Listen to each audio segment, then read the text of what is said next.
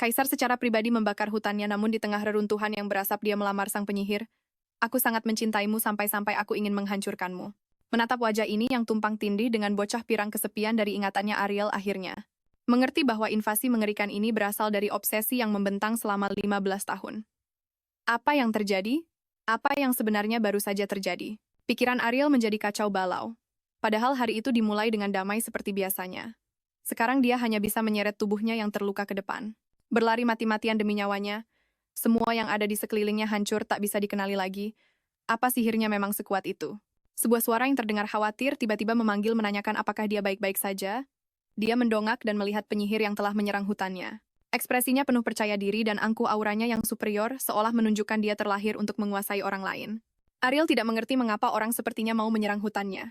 Dan yang lebih membingungkan adalah lamaran pernikahannya yang mendadak. Sang kaisar mulai menceritakan sebuah dongeng kuno tentang hutan duri timur. Dalam cerita itu seorang penyihir yang tertidur. Selama 1000 tahun ditemukan oleh seorang pangeran berambut emas. Namun pangeran itu terlalu muda jadi sang penyihir mengambil alih tanggung jawab untuk merawatnya. Tapi ketika pangeran berusia 15 tahun, sang penyihir kembali tertidur panjang dan sang pangeran tidak pernah menyerah untuk mencarinya. Pangeran itu menjadi kaisar dan menguasai sihir yang dahsyat. Dia menerobos rintangan yang tak terhitung jumlahnya dan akhirnya sampai di kastil tempat sang penyihir tertidur. Kebahagiaan bertemu kembali setelah 10 tahun membuatnya menjadi gila.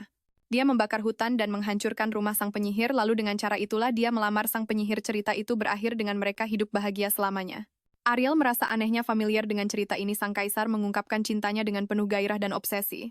Dia mengaku bahwa cintanya begitu kuat sampai ingin menghancurkannya. Ariel mencoba mencari titik tengah dalam emosi yang ekstrem ini. Sang kaisar menuntutnya untuk memilih dengan jelas antara kehancuran dan cinta. Ariel pun buru-buru memilih jalan cinta. Sang kaisar dengan puas menyatakan bahwa mereka telah mencapai akhir yang bahagia, namun Ariel terus-menerus mempertanyakan detail yang terlewat. Sang kaisar tampak sedikit kaget dengan kegigihannya. Dia dengan lembut menyarankan agar mereka menciptakan kisah mereka sendiri bersama-sama. Ariel mulai menelusuri kembali akar permasalahannya. Dia mencoba mengurai belitan emosi yang rumit ini. Ingatannya perlahan-lahan menjadi tajam. Semuanya dimulai 15 tahun yang lalu. Saat itu dia sedang tertidur lelap di tengah hutan. Di tengah kabut, dia melihat sosok berambut emas perlahan mendekat. Dia muncul di hadapannya bagaikan malaikat yang turun dari surga. Kata-kata pertamanya secara mengejutkan adalah keterkejutannya melihat dia masih hidup. Pangeran muda itu sedang mempertimbangkan cara-cara ekstrem. Untuk membangunkannya, hati Ariel dipenuhi rasa kaget dan bingung. Dia pun buru-buru menjelaskan bahaya dari tindakan tersebut. Dia mencoba membuat bocah gila ini meletakkan pisau di tangannya. Sekarang dia akhirnya mengerti bahwa semua kekacauan ini dimulai tepat pada saat bocah pirang itu menerobos masuk ke hutannya. Roda takdir telah mulai berputar sejak saat itu. Di hutan monster timur yang dipenuhi duri dan para treant, waktu berjalan dengan sangat lambat. Ariel Skade, Putri Arendelle, dan penyihir agung telah hidup sendirian di hutan ini selama bertahun-tahun di dekat segel hutan. Dia berulang kali jatuh tertidur, kadang selama setahun, kadang selama 1 abad. Dia hanya akan terbangun saat segel hutan melemah. Tapi periode terjaganya tidak pernah berlangsung lama. Setelah bangun dari tidur, panjangnya dia harus memeriksa lingkaran sihir. Selain terhubung dengan dunia luar, dia juga harus memeriksa portal yang tersegel di dalam hutan untuk mencegah penyusupan antar dimensi. Setelah itu, dia menghabiskan waktunya untuk belajar sihir, mencoba membuat kemajuan selama jam-jam terbatasnya saat dia terjaga. Tiba-tiba seorang anak laki-laki di luar berteriak menyuruhnya membuka pintu. Ariel memutuskan untuk mengabaikan suara itu, tapi suara gebrakan keras saat pintunya dihancurkan membuatnya tidak bisa lagi berpura-pura tidak mendengar.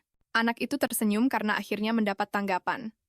Melihat pintunya yang hancur lebur, raungan murka Ariel menggema di seluruh hutan. Kejadian ini membawanya kembali ke pertemuan pertamanya dengan bocah itu. Saat itu, si bocah sedang mengamati tempat tinggalnya dengan penuh rasa ingin tahu.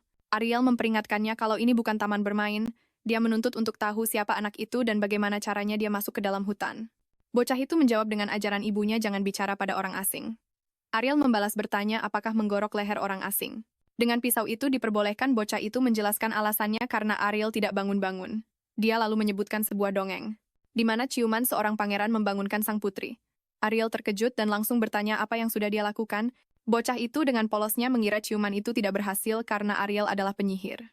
Ariel dengan marah menyangkal kalau dia terkena kutukan bocah itu, lalu melanjutkan ceritanya tentang bagaimana dia mencoba membangunkannya dengan membekap hidung dan mulutnya. Melihat wajah Ariel memucat, dia berhenti karena ibunya berpesan untuk tidak membunuh orang. Dia juga sempat berpikir untuk memukul kepala Ariel dengan batu, tapi niat itu juga diurungkan karena ajaran ibunya. Akhirnya dia memutuskan untuk mencoba membangunkannya dengan cara menusuk lehernya dengan pisau. Ariel, dengan putus asa, memberitahunya kalau menusuk leher dengan pisau juga akan membunuhnya. Ariel bersyukur dia bangun tepat waktu, terhindar dari kematian saat tidur. Bocah itu lalu bersiap-siap pergi dan Ariel berharap dia akan segera pulang. Tapi bocah itu merasakan hutan dipenuhi dengan mana milik Shade. Ariel kaget bukan main karena dia bisa mengenali kekuatan sihir. Dia langsung bertanya bagaimana bocah itu tahu namanya dan mengenali mananya. Bocah itu menjelaskan kalau dia pernah melihat lingkaran sihir milik Ariel di reruntuhan sihir kuno. Dia bilang dia bisa merasakan mana milik Ariel lebih kuat lagi di dalam hutan ini. Ariel kemudian sadar kalau mana hutan sedang berputar-putar di sekeliling bocah itu. Tiba-tiba bocah itu pamit pergi berjanji akan membawa mainan lain kali. Dia pun langsung lenyap menggunakan sebuah lingkaran sihir. Ariel merasa bakat sihir bocah itu sungguh tidak bisa dipercaya. Dia memerintahkan para penjaga Trian untuk menghadang si penyusup, tapi para Trian tidak merespon sama sekali. Tidak lama kemudian bocah itu muncul lagi tampak senang melihat Ariel sudah bangun. Ariel pun bertanya bagaimana caranya dia mendobrak pintu sebelumnya. Bocah itu menunjuk kalau si Trian yang merusak pintunya. Ariel langsung paham kalau Trian itu telah lalai dari tugasnya. Lalu dia melihat pergelangan tangan si Trian patah. Bocah itu menjelaskan kalau itu patah saat si Trian menangkapnya yang hampir jatuh. Ariel sadar kalau si Trian ternyata telah menyelamatkan bocah itu. Dia pun tahu kalau hutan ini menerima kehadiran si anak. Mana yang sangat kuat mengalir di dalam tubuh bocah itu. Para roh hutan menjadi aktif karena kekuatan sihirnya. Ariel mengeluh karena para Triant malah asyik bermain dengan bocah itu alih-alih menjalankan tugas mereka. Bocah itu mengajak si Triant untuk bermain di tanah lapang. Ariel baru saja akan bilang kalau ini bukan tempat bermain saat dia menyadari ada banyak luka di tubuh bocah itu. Luka-luka itu tampak seperti bekas pukulan atau sayatan. Bekas lukanya jelas tidak terbentuk hanya dalam 1 atau 2 hari saja. Bocah itu memakai pakaian mahal, dan terlihat bergizi jelas sekali dia berasal dari keluarga kaya. Ariel menyimpulkan kalau hanya anggota keluarga yang bisa menyakiti seorang anak dari rumah tangga seperti itu. Ariel memperingatkan dirinya sendiri untuk tidak berpikir macam-macam dan tidak ikut campur dalam masalah. Dia mengibaratkan bocah itu seperti anak anjing pirang liar milik orang lain. Dia pun memutuskan untuk terus mengabaikan anak ini. Entah dia terluka atau dipukuli, dia memutuskan untuk tidak peduli, namun dia tetap saja tanpa sadar meliriknya. Anak laki-laki itu langsung menangkap tatapannya dan menunjukkannya. Ariel berpikir seiring berjalannya waktu anak itu akan melupakan hutan. Dia berharap semuanya akan kembali damai. Tapi saat dia melihat anak itu muncul dengan tubuh penuh luka, dia tidak bisa lagi pura-pura tidak melihat. Di dalam istana yang hierarkis dan ketat, Cedric menerima perlakuan dingin karena asal-usul ibunya yang sederhana. Para pelayan istana sering berpura-pura tidak melihatnya, seolah-olah dia tidak terlihat. Tapi yang paling mengganggunya adalah saudara tirinya Brian, yang hanya 5 bulan lebih tua. Ariel dengan lembut mengoleskan obat pada luka di wajahnya, hatinya penuh belas kasihan. Dia tidak bisa mengerti mengapa ada orang yang tega menyakiti anak yang begitu manis ini dengan begitu parah. Cedric dengan tenang menjelaskan bahwa pemukulan hari ini terjadi karena dia menyebabkan kuda kakaknya mati. Untuk membalas dendam pada Brian, dia telah mempertimbangkan tindakan yang lebih ekstrem. Tapi dia teringat ajaran ibunya, kamu tidak boleh membunuh saudaramu, jadi dia memilih untuk menjegal kuda itu dengan tali. Berharap bisa membuat Brian luka ringan. Tanpa diduga kuda itu malah dibunuh dan pembalasan Brian menjadi semakin parah. Ariel mendengarkan ceritanya, emosi yang kompleks muncul di dalam dirinya. Cedric melanjutkan mengatakan dia pernah ingin membutakan Brian. Tapi peringatan ibunya, kamu tidak boleh mencelakai saudaramu, menghentikannya lagi. Dia berencana untuk menepati janjinya pada sang ibu dan bertahan sampai dewasa. Ariel dalam hati merasa bersyukur setidaknya ajaran ibunya bisa menahannya. Dia dengan penasaran bertanya tentang keadaan ibunya sekarang. Dia sudah meninggal. Jawaban Cedric singkat dan berat, kata-kata terakhir ibunya menjadi pedoman hidup yang masih dia ikuti. Ariel menaruh rasa hormat yang mendalam pada ibu yang belum pernah ditemuinya ini. Dia memberikan sepotong permen pada Cedric, mencoba mengalihkan topik yang berat. Cedric teringat kejadian pagi ini ketika Brian mendatanginya dengan marah. Brian memakinya dengan keras, menuduhnya telah membunuh kuda kesayangannya. Cedric menanggapi dengan tenang, nadanya mengandung provokasi halus. Brian menjadi sangat marah dan mulai memukulinya, sementara para pelayan di sekitarnya tidak berani ikut campur. Dia mendengar staf istana berbisik, menggosipkan tentang asal-usulnya. Dia bilang dia hanya pernah melihat kaisar beberapa kali saja, seolah-olah dia nyaris tidak ada. Setelah melampiaskan amarahnya, Brian pergi dengan penuh kemenangan. Luka-luka di tubuh Cedric sangat mengerikan untuk dilihat, namun dia hanya diam-diam menjilat darah dari bibirnya. Ekspresinya sulit dibaca. Ariel akhirnya mengerti kehidupan seperti apa yang dia jalani di istana. Dia bertanya apakah ada yang mengurus kebutuhan sehari-harinya. Cedric menyebutkan bahwa seorang pelayan menyiapkan kebutuhan dasarnya, lalu seperti anak anjing yang mengharapkan hadiah, dia bertanya apakah ada permen lagi. Ariel memperhatikannya, memilih permen, hatinya dipenuhi rasa iba. Dia membayangkan sosok kesepian anak ini di istana yang megah. Mungkin kesepian inilah yang mendorongnya untuk datang ke hutan lagi dan lagi. Dia dengan hati-hati memeriksa luka-lukanya, terkejut menemukan bahwa luka itu sembuh lebih cepat dari biasanya. Cedric menggodanya apakah dia benar-benar seorang penyihir karena bisa membuat obat yang begitu manjur. Ariel buru-buru menyangkalnya dan memberitahukan namanya. Cedric juga memberikan nama lengkapnya dan mengizinkannya menggunakan nama panggilan Cedi. Nama panggilan yang akrab ini membuat mereka semakin dekat. Ariel dengan lembut mengelus rambutnya mengundangnya untuk datang ke hutan kapan saja. Cedric memperhatikan senyum lembutnya yang jarang terlihat dan sedikit tertegun. Sejak hari itu, Sadie datang ke hutan lebih sering lagi.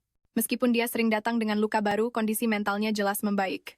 Ariel bertekad untuk mengembangkan obat yang lebih manjur. Obat-obatan berharap bisa membantunya.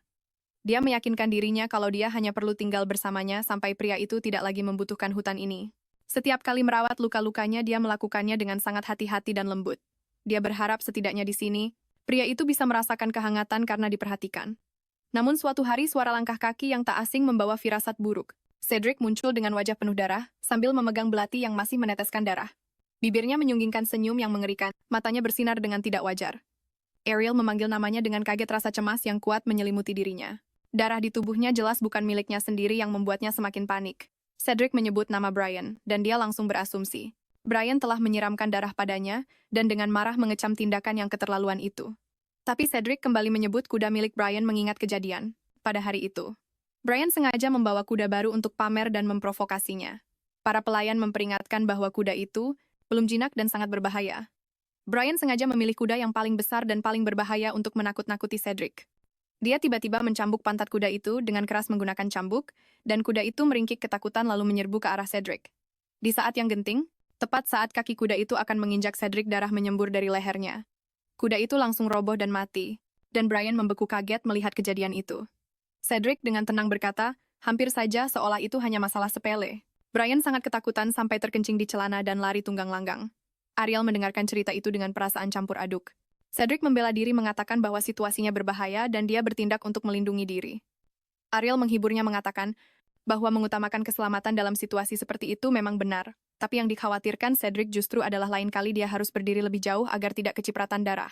Ariel merasa sangat putus asa dan memutuskan untuk membersihkan pria itu terlebih dahulu sebelum mendidiknya pelan-pelan. Saat proses membersihkan noda darah itu, ternyata sangat sulit dihilangkan yang membuatnya semakin frustrasi. Untungnya ada pakaian milik Daniel yang bisa dia pakai sehingga situasi canggung bisa dihindari. Ariel bertanya kenapa tidak ada yang curiga melihatnya berjalan di rumah dengan tubuh berlumuran darah. Cedric berkata pelayan yang mengurusnya sering tidak ada, sepertinya sangat sibuk. Ariel langsung sadar kalau ini adalah pengabaian yang disengaja dan menjadi khawatir dengan keadaannya. Cedric bilang itu tidak masalah dan mengutip ajaran ibunya. Semasa hidupnya, ibunya memberitahunya bahwa setelah beliau pergi, Cedric akan sendirian. Jika ada orang yang mendekatinya, mereka pasti punya niat buruk dan dia harus selalu waspada. Ariel akhirnya mengerti niat tulus dari ibu Cedric. Sebelum meninggal, sang ibu melakukan segalanya untuk mengajari anaknya cara bertahan hidup, memikirkan bagaimana meninggalkan anaknya yang masih kecil untuk menghadapi dunia sendirian. Beliau pasti sangat sedih. Hati Ariel ikut sakit membayangkan kekhawatiran sang ibu. Tiba-tiba Cedric memuji Ariel, menyebutnya cantik. Ariel merasa kaget sekaligus senang, tapi Cedric menjelaskan kalau yang dia maksud bukanlah penampilannya melainkan warna-warni bercahaya di sekelilingnya. Dia mendeskripsikan dengan detail sebaran warna yang dilihatnya, titik-titik cahaya merah, kuning, dan hijau. Ariel pun sadar, dengan terkejut bahwa pria itu bisa melihat warna dari aliran mana. Ini adalah bakat yang hanya dimiliki penyihir hebat dan dia merasa ini sungguh luar biasa. Dia buru-buru menarik Cedric untuk bereksperimen, bahkan tidak peduli untuk mengambil roti. Ariel menunjukkan padanya pola-pola lingkaran sihir, mengajarinya untuk menyambungkan titik-titik warna yang dia lihat. Dia menjelaskan jika Cedric benar-benar bisa melihat mana, belajar sihir akan 2 kali lipat lebih efektif. Cedric mengikuti arahannya menyambungkan titik cahaya merah dan hijau. Sungguh mengejutkan, hanya dengan menyambungkan 2 titik saja sebuah lingkaran sihir berhasil terbentuk. Sebuah lingkaran sihir api raksasa langsung terbentuk dengan kekuatan yang luar biasa. Cedric sangat gembira karena berhasil merapalkan sihir. Ariel sangat terkejut, memanggil lingkaran sihir api tingkat menengah hanya dengan 2 poin mana adalah bakat yang belum pernah ada sebelumnya. Pada saat itu, seekor Tryon dengan panik menepuk bahu Ariel. Dia berbalik dan mendapati Tryon itu dilalap oleh api yang berkobar-kobar. Ariel panik menyuruh Cedric merapal sihir air untuk memadamkan api. Cedric dengan mudahnya menggambar lingkaran sihir air dan langsung memadamkan apinya. Dia dengan gembira berkata bahwa dia hanya menggambar pola yang dilihatnya dan lingkaran sihir itu muncul secara otomatis. Ariel benar-benar syok. Bakat anak ini jauh melampaui bayangannya. Bertemu dengan jenius seperti itu di hutan terlarang ini membuatnya merasa ini adalah takdir yang telah diatur. Timbul keinginan kuat dalam dirinya untuk mendidik anak ini menjadi penyihir yang hebat. Ariel memeluk Seti yang basah kuyup di lengannya, sementara hatinya mengalami pergulatan batin yang hebat. Di satu sisi dia ingin menjadikan Cedric muridnya, tapi di sisi lain dia khawatir dengan sifatnya. Dia mencoba meyakinkan diri sendiri bahwa sihir tidak memerlukan kepribadian, yang penting hanyalah kemampuan untuk menggunakannya. Dia juga cemas bahwa waktu yang berjalan lambat di hutan ini akan memengaruhi perkembangan normal anak itu. Tetapi karena rambut Cedric berwarna pirang dan bukan hitam, dia pikir itu tidak akan menjadi masalah. Akhirnya, keinginannya mengalahkan logikanya, dan dia memutuskan untuk menerima Cedric sebagai muridnya. Cedric yang melihatnya bergumam sendiri pun bertanya dengan rasa ingin tahu. Maka Ariel dengan penuh semangat mengajaknya belajar sihir, bahkan menggodanya dengan mengatakan kamu bisa menyiksa Brian kalau belajar sihir. Cedric pun ikut bersemangat dan setuju untuk mencobanya. Ariel segera pergi ke perpustakaan bawah tanah untuk memilihkan buku sihir yang tepat untuknya. Melihat semangat Ariel, Cedric tiba-tiba merasakan kehangatan karena diperhatikan seseorang. Ariel menemukan buku sihirnya, tapi sadar telah melewatkan satu masalah. Dia terkejut saat mengetahui bahwa Cedric tidak bisa membaca tulisan di dalam buku. Mengira ini adalah perbuatan keluarganya, Ariel menjadi semakin bertekad untuk mengajarinya dengan benar. Dia pun mencari buku yang cocok untuk belajar membaca. Namun dia malah menemukan buku bergambar anak-anak di antara buku-buku sihir tebal itu. Dia pun mengeluh. Kenapa Daniel sampai mengoleksi buku bergambar, tapi Cedric yang diam-diam mengikutinya mendengarnya dan menjadi penasaran. Ariel menjelaskan dengan sedih bahwa Daniel sudah lama meninggal dan dia tidak mau membicarakannya lagi. Cedric seketika itu juga terpukau. Oleh koleksi perpustakaan bawah tanah yang begitu luas, Ariel memutuskan untuk mengajarinya secara sistematis dimulai dari belajar membaca. Pembelajaran mereka terus berlanjut, dari musim panas hingga akhir musim gugur sampai salju mulai turun di luar jendela. Cedric telah belajar banyak huruf kuno, dan kemajuannya sangat pesat. Tetapi setelah kelas usai dia menyarankan bahwa dia bisa belajar sihir tanpa perlu membaca. Perkataannya itu langsung memicu sanggahan keras dari Ariel. Dia mengomel tanpa henti menunjukkan sisi fanatiknya terhadap sihir. Cedric mencoba kabur tetapi Ariel memanggilnya kembali. Dia mengeluarkan sebuah buku berisi lingkaran sihir sederhana untuk dipelajari Cedric di rumah. Cedric menerima buku itu dengan senang hati, matanya berbinar-binar penuh semangat. Dia kemudian memeluk buku itu erat di dadanya, menganggapnya sebagai hadiah yang sangat berharga. Melihat Cedric begitu menghargainya, hati Ariel pun ikut menghangat. Malam itu Cedric belajar dari buku sihir itu semalaman suntuk. Dia sangat bersemangat karena bisa mempelajari pengetahuan sihir yang begitu luas. Sementara itu tulisan kuno Arundel di dalam buku itu membuat dirinya semakin penasaran dengan asal-usul Ariel. Wanita yang tampak biasa ini ternyata menyimpan banyak sekali misteri. Dengan hasrat untuk mengungkapnya, dia memeluk buku berharga itu dan tertidur pulas. Namun larut malam, sesosok bayangan hitam menyelinap masuk ke kamarnya dan mencuri benda kesayangannya itu. Bangun di pagi hari dan mendapati bukunya hilang, kepanikan dan amarah membuncah dalam diri Cedric. Dia bergegas keluar untuk mencari pelayan itu, hanya untuk menyaksikan adegan yang paling tidak ingin dia lihat. Pelayan itu sedang memberikan buku itu kepada Brian yang wajahnya menunjukkan cibiran menghina. Brian mengejek kalau asal-usul buku itu tidak jelas, dan curiga itu adalah barang curian. Cedric menatap mereka dengan dingin, niat membunuh terlihat jelas di matanya. Brian mundur ketakutan dan lari terbirit-birit. Si pelayan melihat gelagat yang tidak baik juga mencoba kabur, tapi dihentikan oleh teriakan Cedric. Seorang pria, pirang datang menghampiri keributan itu menanyakan apa yang terjadi. Cedric dengan dingin menuduh, pelayan itu mencuri properti kerajaan. Pria itu menyarankan agar si pelayan dihukum kurungan atau potong gaji, tapi Cedric bersikeras mengikuti hukum kekaisaran kuno, menuntut kedua tangannya dipotong. Dia menatap tajam pria itu, menuntut agar hukuman segera dijalankan, dan suasana pun menjadi tegang. Ketakutan pelayan itu mengaku bahwa Brian yang menghasutnya mencoba untuk cuci tangan. Sebelum dia selesai bicara, sebilah pedang melesat, darah muncrat, dan si pelayan menjerit kesakitan. Pria itu menjalankan hukuman dengan dalih fitnah terhadap keluarga kerajaan. Kemudian dia berbalik dan pura-pura khawatir pada Cedric. Cedric tetap tanpa ekspresi, seolah adegan berdarah itu bukan urusannya. Para pelayan yang menonton berbisik ketakutan, semua menganggapnya sangat tidak normal dan mengerikan. Dia mengabaikan semua tatapan mereka, fokus hanya pada cara untuk mengambil kembali buku sihir itu. Dia sudah terbiasa dengan adegan semacam ini karena selalu dipandang berbeda seumur hidupnya. Ingatannya melayang kembali ke masa ketika ibunya masih hidup.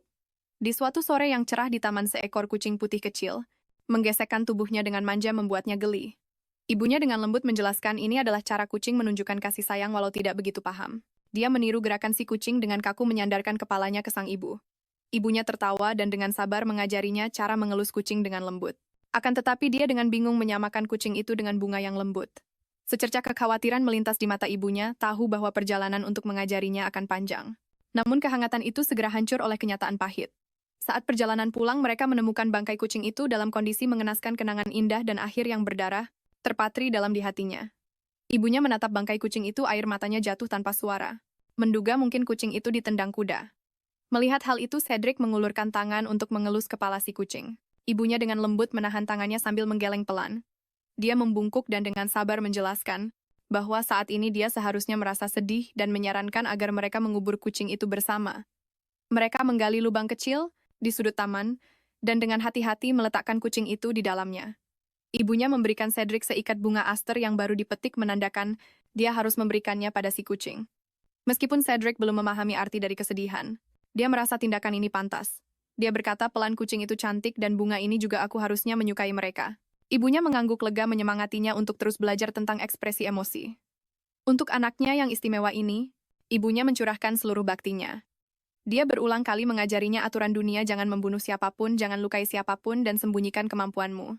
Cedric dengan patuh menyetujuinya, tapi dia sadar raut wajah ibunya semakin pucat. Menjelang ajalnya, ibunya menggunakan kekuatan terakhirnya untuk berkata, ibu menyayangimu lalu menutup matanya selamanya. Keinginan terakhirnya adalah agar Cedric bertemu seseorang yang bisa dia hargai. Dia berharap akan muncul seseorang yang bisa membuat hatinya yang tak acuh itu bergetar. Di pemakaman ibunya, Cedric menaruh bunga di atas kuburan wajahnya tidak menunjukkan ekspresi apa-apa. Dunianya selalu berwarna abu-abu. Dan setelah kepergian, ibunya dunianya kehilangan sisa warnanya. Apakah orang yang berharga untuk disayangi itu benar-benar ada? Dia sering merenungkan kata-kata terakhir ibunya hari demi hari dunianya menjadi semakin monoton dan membosankan. Hingga suatu hari dia menemukan sebuah lingkaran sihir kuno di sudut halaman istana di atas lingkaran sihir yang terbengkalai ini. Melayang titik-titik mana berwarna-warni di dunianya yang kelabu titik-titik cahaya ini tampak luar biasa cemerlang. Dia mengenali ini sebagaimana dari penyihir agung Askeda karena pernah merasakan aura serupa pada barang-barang antik saat dia mendekat. Mana di dalam dirinya tanpa sadar terserap oleh lingkaran itu saat berikutnya dia mendapati dirinya terpindahkan ke hutan yang asing. Di tengah hutan berdiri sebuah rumah kecil, dan dengan penasaran dia mendorong pintunya hingga terbuka. Di sana dia melihat Ariel tertidur di atas ranjang. Yang mengejutkannya adalah Ariel memancarkan warna-warna cemerlang sebuah pemandangan yang belum pernah dia lihat sebelumnya. Titik-titik mana mengelilinginya membuatnya tampak berkilauan. Dia sangat terpesona oleh pemandangan indah ini, sangat ingin melihatnya. Terbangun dia menunggu di samping tempat tidur hingga gelap. Tapi Ariel tak kunjung bangun sejenak, dia berpikir untuk menggunakan batu untuk membangunkannya tapi teringat ajaran ibunya. Dia mengurungkan niatnya. Keesokan harinya dia kembali ke hutan melalui lingkaran sihir itu lagi. Cedric merasa aneh sekaligus penasaran. Di hutan beku kali ini dia dengan lembut mencolek para Tryant yang menyamar sebagai pohon mencoba berkomunikasi dengan mereka para Tryant itu. Tetap diam, tetapi getaran halus mengungkapkan identitas asli mereka. Dia teringat catatan tentang penyihir agung Eshketa dalam naskah kuno istana dengan mana yang begitu pekat di sini dia jadi semakin penasaran dengan wanita yang tertidur itu. Tiba-tiba dongeng yang diceritakan ibunya di masa kecil muncul di benaknya. Hutan Duri Putri Tidur Pangeran Pemberani, betapa miripnya plot cerita itu. Dia dengan bersemangat berlari kembali ke pondok memutuskan untuk mencoba metode dari dongeng berdiri di depan tempat tidur.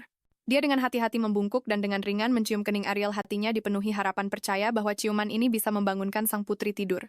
Waktu berlalu menit demi menit tetapi Ariel tidak menunjukkan reaksi apapun. Harapannya perlahan-lahan memudar dan dia mulai meragukan penilaiannya. Mungkin dia bukanlah seorang putri melainkan penyihir terkutuk. Karena kehilangan kesabaran dia mengeluarkan pisau kecil yang dibawanya. Karena cara-cara lembut tidak efektif, mungkin rasa sakit bisa membangunkannya tepat saat bilah pisaunya hendak menyentuh lehernya.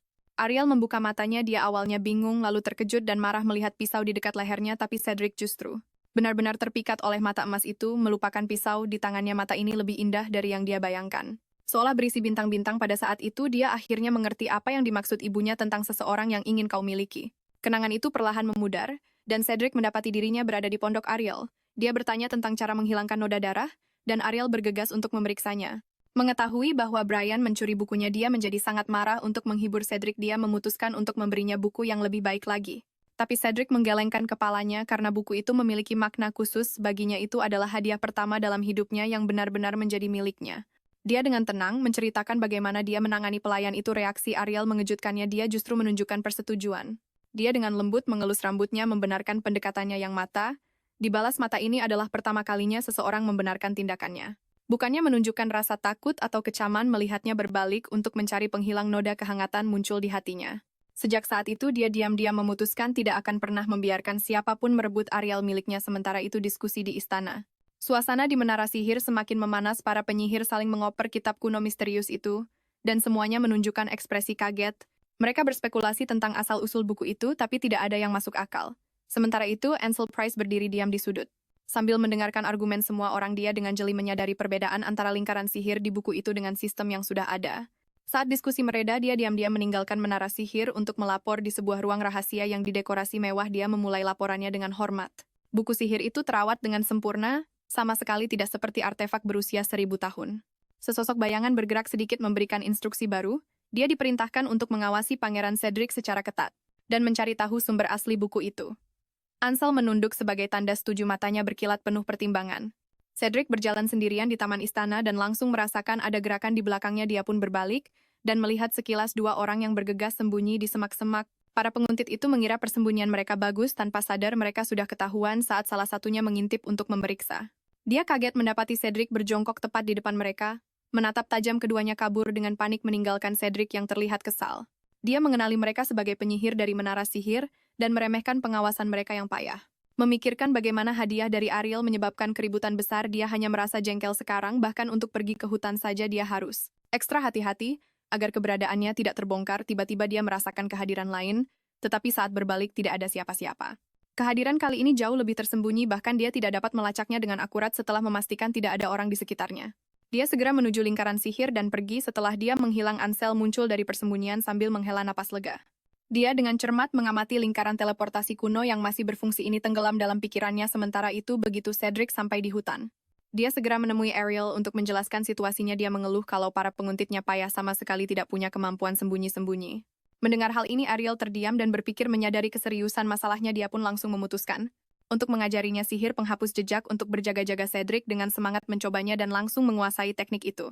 Melihatnya bermain-main di hutan tanpa terlihat, Ariel tidak bisa menahan senyumnya. Untuk memastikan keamanannya, dia memberinya lebih banyak buku sihir untuk keadaan darurat. Sejak saat itu, pelajaran mereka di hutan punya konten baru. Di musim gugur, mereka menggunakan sihir untuk memainkan musik dan menari mengikuti alunan melodi. Di musim dingin, mereka duduk di rumah yang penuh dengan jeruk menonton salju dan mengobrol. Di musim semi, mereka menanam tanaman sihir dan memanen buah-buahan warna-warni. Di musim panas, mereka memanggil hujan sejuk untuk mengusir panas. Hutan pun dengan lembut menerima pengunjung kecil yang sering datang ini. Suatu larut malam, Ariel mendapati Triance masih menunggu kedatangan Cedric. Dia dengan lembut menasihati Triance untuk tidak terlalu menaruh perasaan karena umur manusia itu singkat baginya. Hubungan ini hanyalah momen sesaat dalam hidupnya yang panjang. Namun meski begitu, dia menghargai kehangatan langkah ini. Waktu berlalu, dan Cedric pun perlahan tumbuh dewasa. Suatu hari dia memakai kemeja peninggalan Daniel, dan ternyata ukurannya sangat pas. Dia pergi ke ruang kerja untuk bertanya pada Ariel apakah dia boleh menyimpan kemeja ini. Barulah Ariel sadar dengan kaget bahwa kemeja yang dulu kebesaran kini pas sempurna di tubuhnya. Dia menatap pemuda jangkung di hadapannya, tiba-tiba sadar akan berlalunya waktu. Cedric telah tumbuh dari seorang anak kecil menjadi seorang pemuda. Ariel dengan lembut menanyakan usianya saat ini. Cedric dengan bangga mengumumkan bahwa usianya 15 tahun. Dia menunjuk perbedaan tinggi badan mereka. Sesumbar kalau dia akan segera melampauinya. Padahal diam-diam dia berjinjit, tapi Ariel menyadari ada sesuatu yang aneh. Dia tumbuh dengan normal di hutan yang waktunya melambat. Penemuan ini membuatnya berpikir keras, keningnya berkerut tanpa sadar. Larut malam, dia datang sendirian ke lingkaran sihir. Cahaya bulan menyinari wajahnya yang cemas. Sang Trian menemaninya dalam diam, seolah merasakan kegelisahannya. Dia menyadari mana milik Cedric mungkin lebih kuat dari segel hutan jika terus dibiarkan. Begitu dia dewasa sepenuhnya, segel itu pasti akan hancur. Tiba-tiba dia teringat kehancuran perang saat itu. Rasa sakit dari masa lalu masih menyesakkan dadanya. Dia bertekad untuk bertindak dan mencegah tragedi terulang kembali. Jadi dia merapal mantra untuk memblokir saluran transmisi mana lingkaran sihir itu. Keesokan paginya, Cedric tiba di lingkaran sihir seperti biasa. Dia dengan terampil memasukkan mananya, namun mendapati lingkaran sihir itu sama sekali tidak merespons. Dia mencoba berkali-kali, tapi lingkaran sihir itu tidak mau aktif. Kecemasan muncul di wajahnya saat dia menyadari ada yang salah di hutan. Dia mulai meneriakkan nama Ariel dengan kencang. Suaranya penuh dengan kepanikan. Panggilan Cedric terus berlanjut dari fajar hingga senja tanpa henti. Di sisi lain lingkaran sihir, Ariel mendengar dengan jelas panggilannya. Dia duduk menghadap lingkaran sihir, memejamkan mata untuk mendengarkan dalam keheningan. Ariel berbisik kepada Sang Trian bahwa hari ini pada akhirnya akan datang juga. Kembali ke pondok, dia menemukan jejak kehadiran Cedric di mana-mana. Buku-buku sihir yang berserakan dan cangkir teh yang diletakkan sembarangan semua mengingatkannya pada keberadaan Cedric. Dia mengambil mantel yang ditinggalkan Cedric. Aroma pria itu masih melekat di sana. Beberapa helai rambut keemasannya di lantai berkilauan terkena sinar matahari. Dia tersenyum pahit, teringat bagaimana dia selalu bilang kalau Cedric merontokkan rambut seperti anak anjing. Setiap sudut ruangan seolah menceritakan kisah kebersamaan mereka. Dia memutuskan untuk mulai bersih-bersih. Tiba-tiba rasa pusing menyerangnya dan dia merasakan kantuk yang tak asing lagi. Ini adalah pertanda tidur panjangnya, yang akan segera tiba, sesuatu yang sudah biasa dia alami. Dia melihat pekerjaan bersih-bersih yang belum selesai dan memutuskan untuk membiarkan semuanya berjalan apa adanya. Dia berharap saat dia bangun nanti berlalunya waktu akan melunturkan semua ini. Hujan deras mengguyur halaman istana larut malam. Cedric masih berjaga di depan lingkaran sihir menolak untuk beranjak. Di balik tirai hujan hanya sosok kesepiannya yang tersisa bersama dengan panggilannya yang terus-menerus. Di koridor istana, para pelayan berbisik-bisik tentang Pangeran Cedric. Perilaku anehnya. Mereka bilang dia menghabiskan waktu seharian di dekat lingkaran sihir di halaman dengan panik meneriakkan sebuah nama. Tepat saat itu Cedric yang tampak kacau kebetulan lewat membubarkan kerumunan itu dalam ketakutan. Dia bergumam sendiri tentang mencari jalan ke hutan, ekspresinya tampak kosong. Di tikungan dia tidak sengaja menabrak seorang pria berambut putih yang sepertinya sudah menunggu. Pria itu bertanya dengan pura-pura khawatir, tapi Cedric dengan kasar menepis tangannya. Cedric memperingatkannya dengan tajam untuk tidak menyentuhnya lalu berbalik dan pergi. Dia menyerbu masuk ke perpustakaan dengan panik mencari setiap buku tentang sihir hutan. Satu persatu buku dia lempar ke lantai. Tapi dia tidak menemukan informasi yang berguna. Catatan tentang hutan monster sangatlah langka membuatnya semakin frustrasi. Tiba-tiba dia teringat bagaimana Ariel pernah memberinya banyak buku sihir untuk dipelajari sendiri. Saat itu Ariel berkata kalau dia akan sibuk dan menyuruhnya untuk menghafal semua lingkaran sihir terlebih dahulu. Kalau dipikir-pikir lagi itu mungkin adalah rencana yang sudah disiapkannya dari awal. Dia sadar kalau lingkaran sihir itu sengaja diblokir oleh Ariel. Amarah meledak dalam dirinya saat dia bersumpah akan menemukan cara lain untuk masuk ke hutan itu. Larut malam dia kelelahan dan akhirnya tertidur lelap di antara tumpukan buku.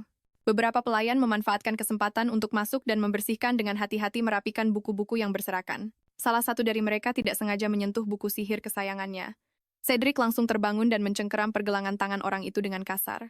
Dia mengancam dengan kejam akan memotong tangan mereka dan mengusir semua orang keluar. Di perpustakaan yang kosong, dia memeluk erat buku sihir itu. Aroma Ariel masih tertinggal di buku itu membuatnya merasa terikat sekaligus tersiksa. Dia dengan sedih bertanya pada Ariel mengapa wanita itu meninggalkan dan mengkhianatinya. Dalam amarahnya sebuah pikiran kelam muncul di hatinya. Dia akan memenjarakan pengkhianat ini di sebuah ruangan yang hanya bisa dia masuki dan tinggalkan untuk selamanya. Tapi sesaat kemudian dia merasa menyesal dan malu atas pikirannya. Dia kembali lagi ke lingkaran sihir dan mendapati pria berambut putih itu sudah menunggu cukup lama. Pria itu bisa melihat dilema yang dihadapinya untuk mencapai hutan monster. Dia mengisyaratkan bahwa dia tahu jalur lingkaran sihir telah diblokir. Cedric dengan panik bertanya apakah ada cara lain untuk masuk ke hutan. Pria berambut putih itu perlahan mengungkapkan satu-satunya metode mengerahkan pasukan besar untuk menaklukkan para monster. Cedric bertanya dengan sinis dari mana dia bisa mendapatkan pasukan. Pria itu menjawab dengan penuh arti dia hanya perlu menjadi kaisar.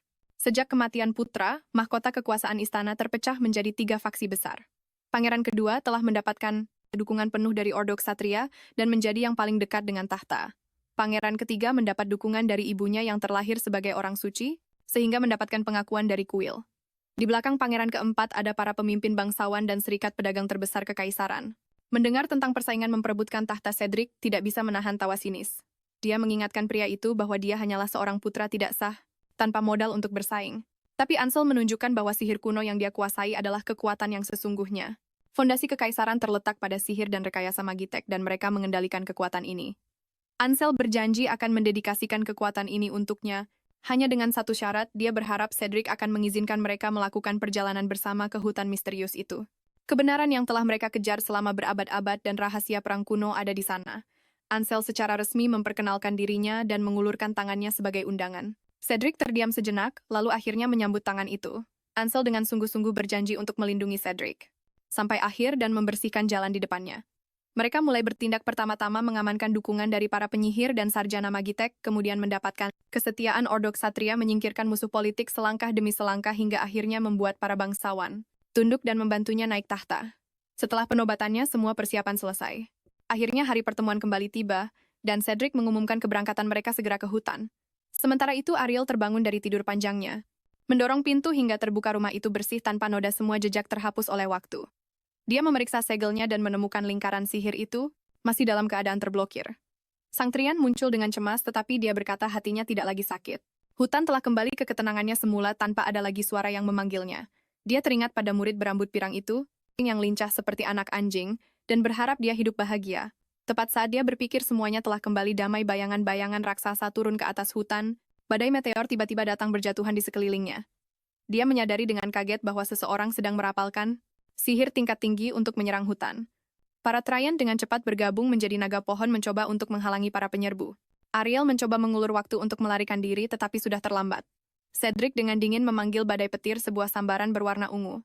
Menyambar langsung, Ariel terhempas ke tanah berjuang untuk melarikan diri. Di tengah kekacauan itu, sesosok bayangan berdiri di hadapannya. Dari atas dia mendongak melihat penyihir itu menyerang hutan. Hatinya dipenuhi kebingungan, dia tidak mengerti kenapa penguasa tertinggi ini menyerang rumahnya. Cedric berjongkok dan dengan lembut mengangkat wajahnya. Bahkan sebelum Ariel sempat mengenalinya, dia mengucapkan lamaran pernikahannya. Ariel tertegun tak bisa berkata-kata oleh tindakannya yang tiba-tiba pikirannya benar-benar kacau. Pertama badai meteor, lalu serangan petir, dan sekarang lamaran pernikahan. Logika ini benar-benar membuatnya bingung. Dia berjuang untuk menjernihkan pikirannya, mencoba untuk memastikan identitas dan tujuan orang asing ini, namun rambut emas yang berkilauan dan mata biru tua itu terasa sangat familiar.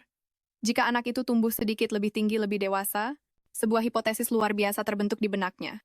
Cedric dengan lembut berbicara tentang kerinduan selama 10 tahun, suaranya membawa emosi yang terpendam saat dia mengaku bahwa dia menghancurkan hutan itu demi menemuinya dan menyajikannya sebagai hadiah pernikahan. Penjelasan ini membuat Ariel semakin bingung.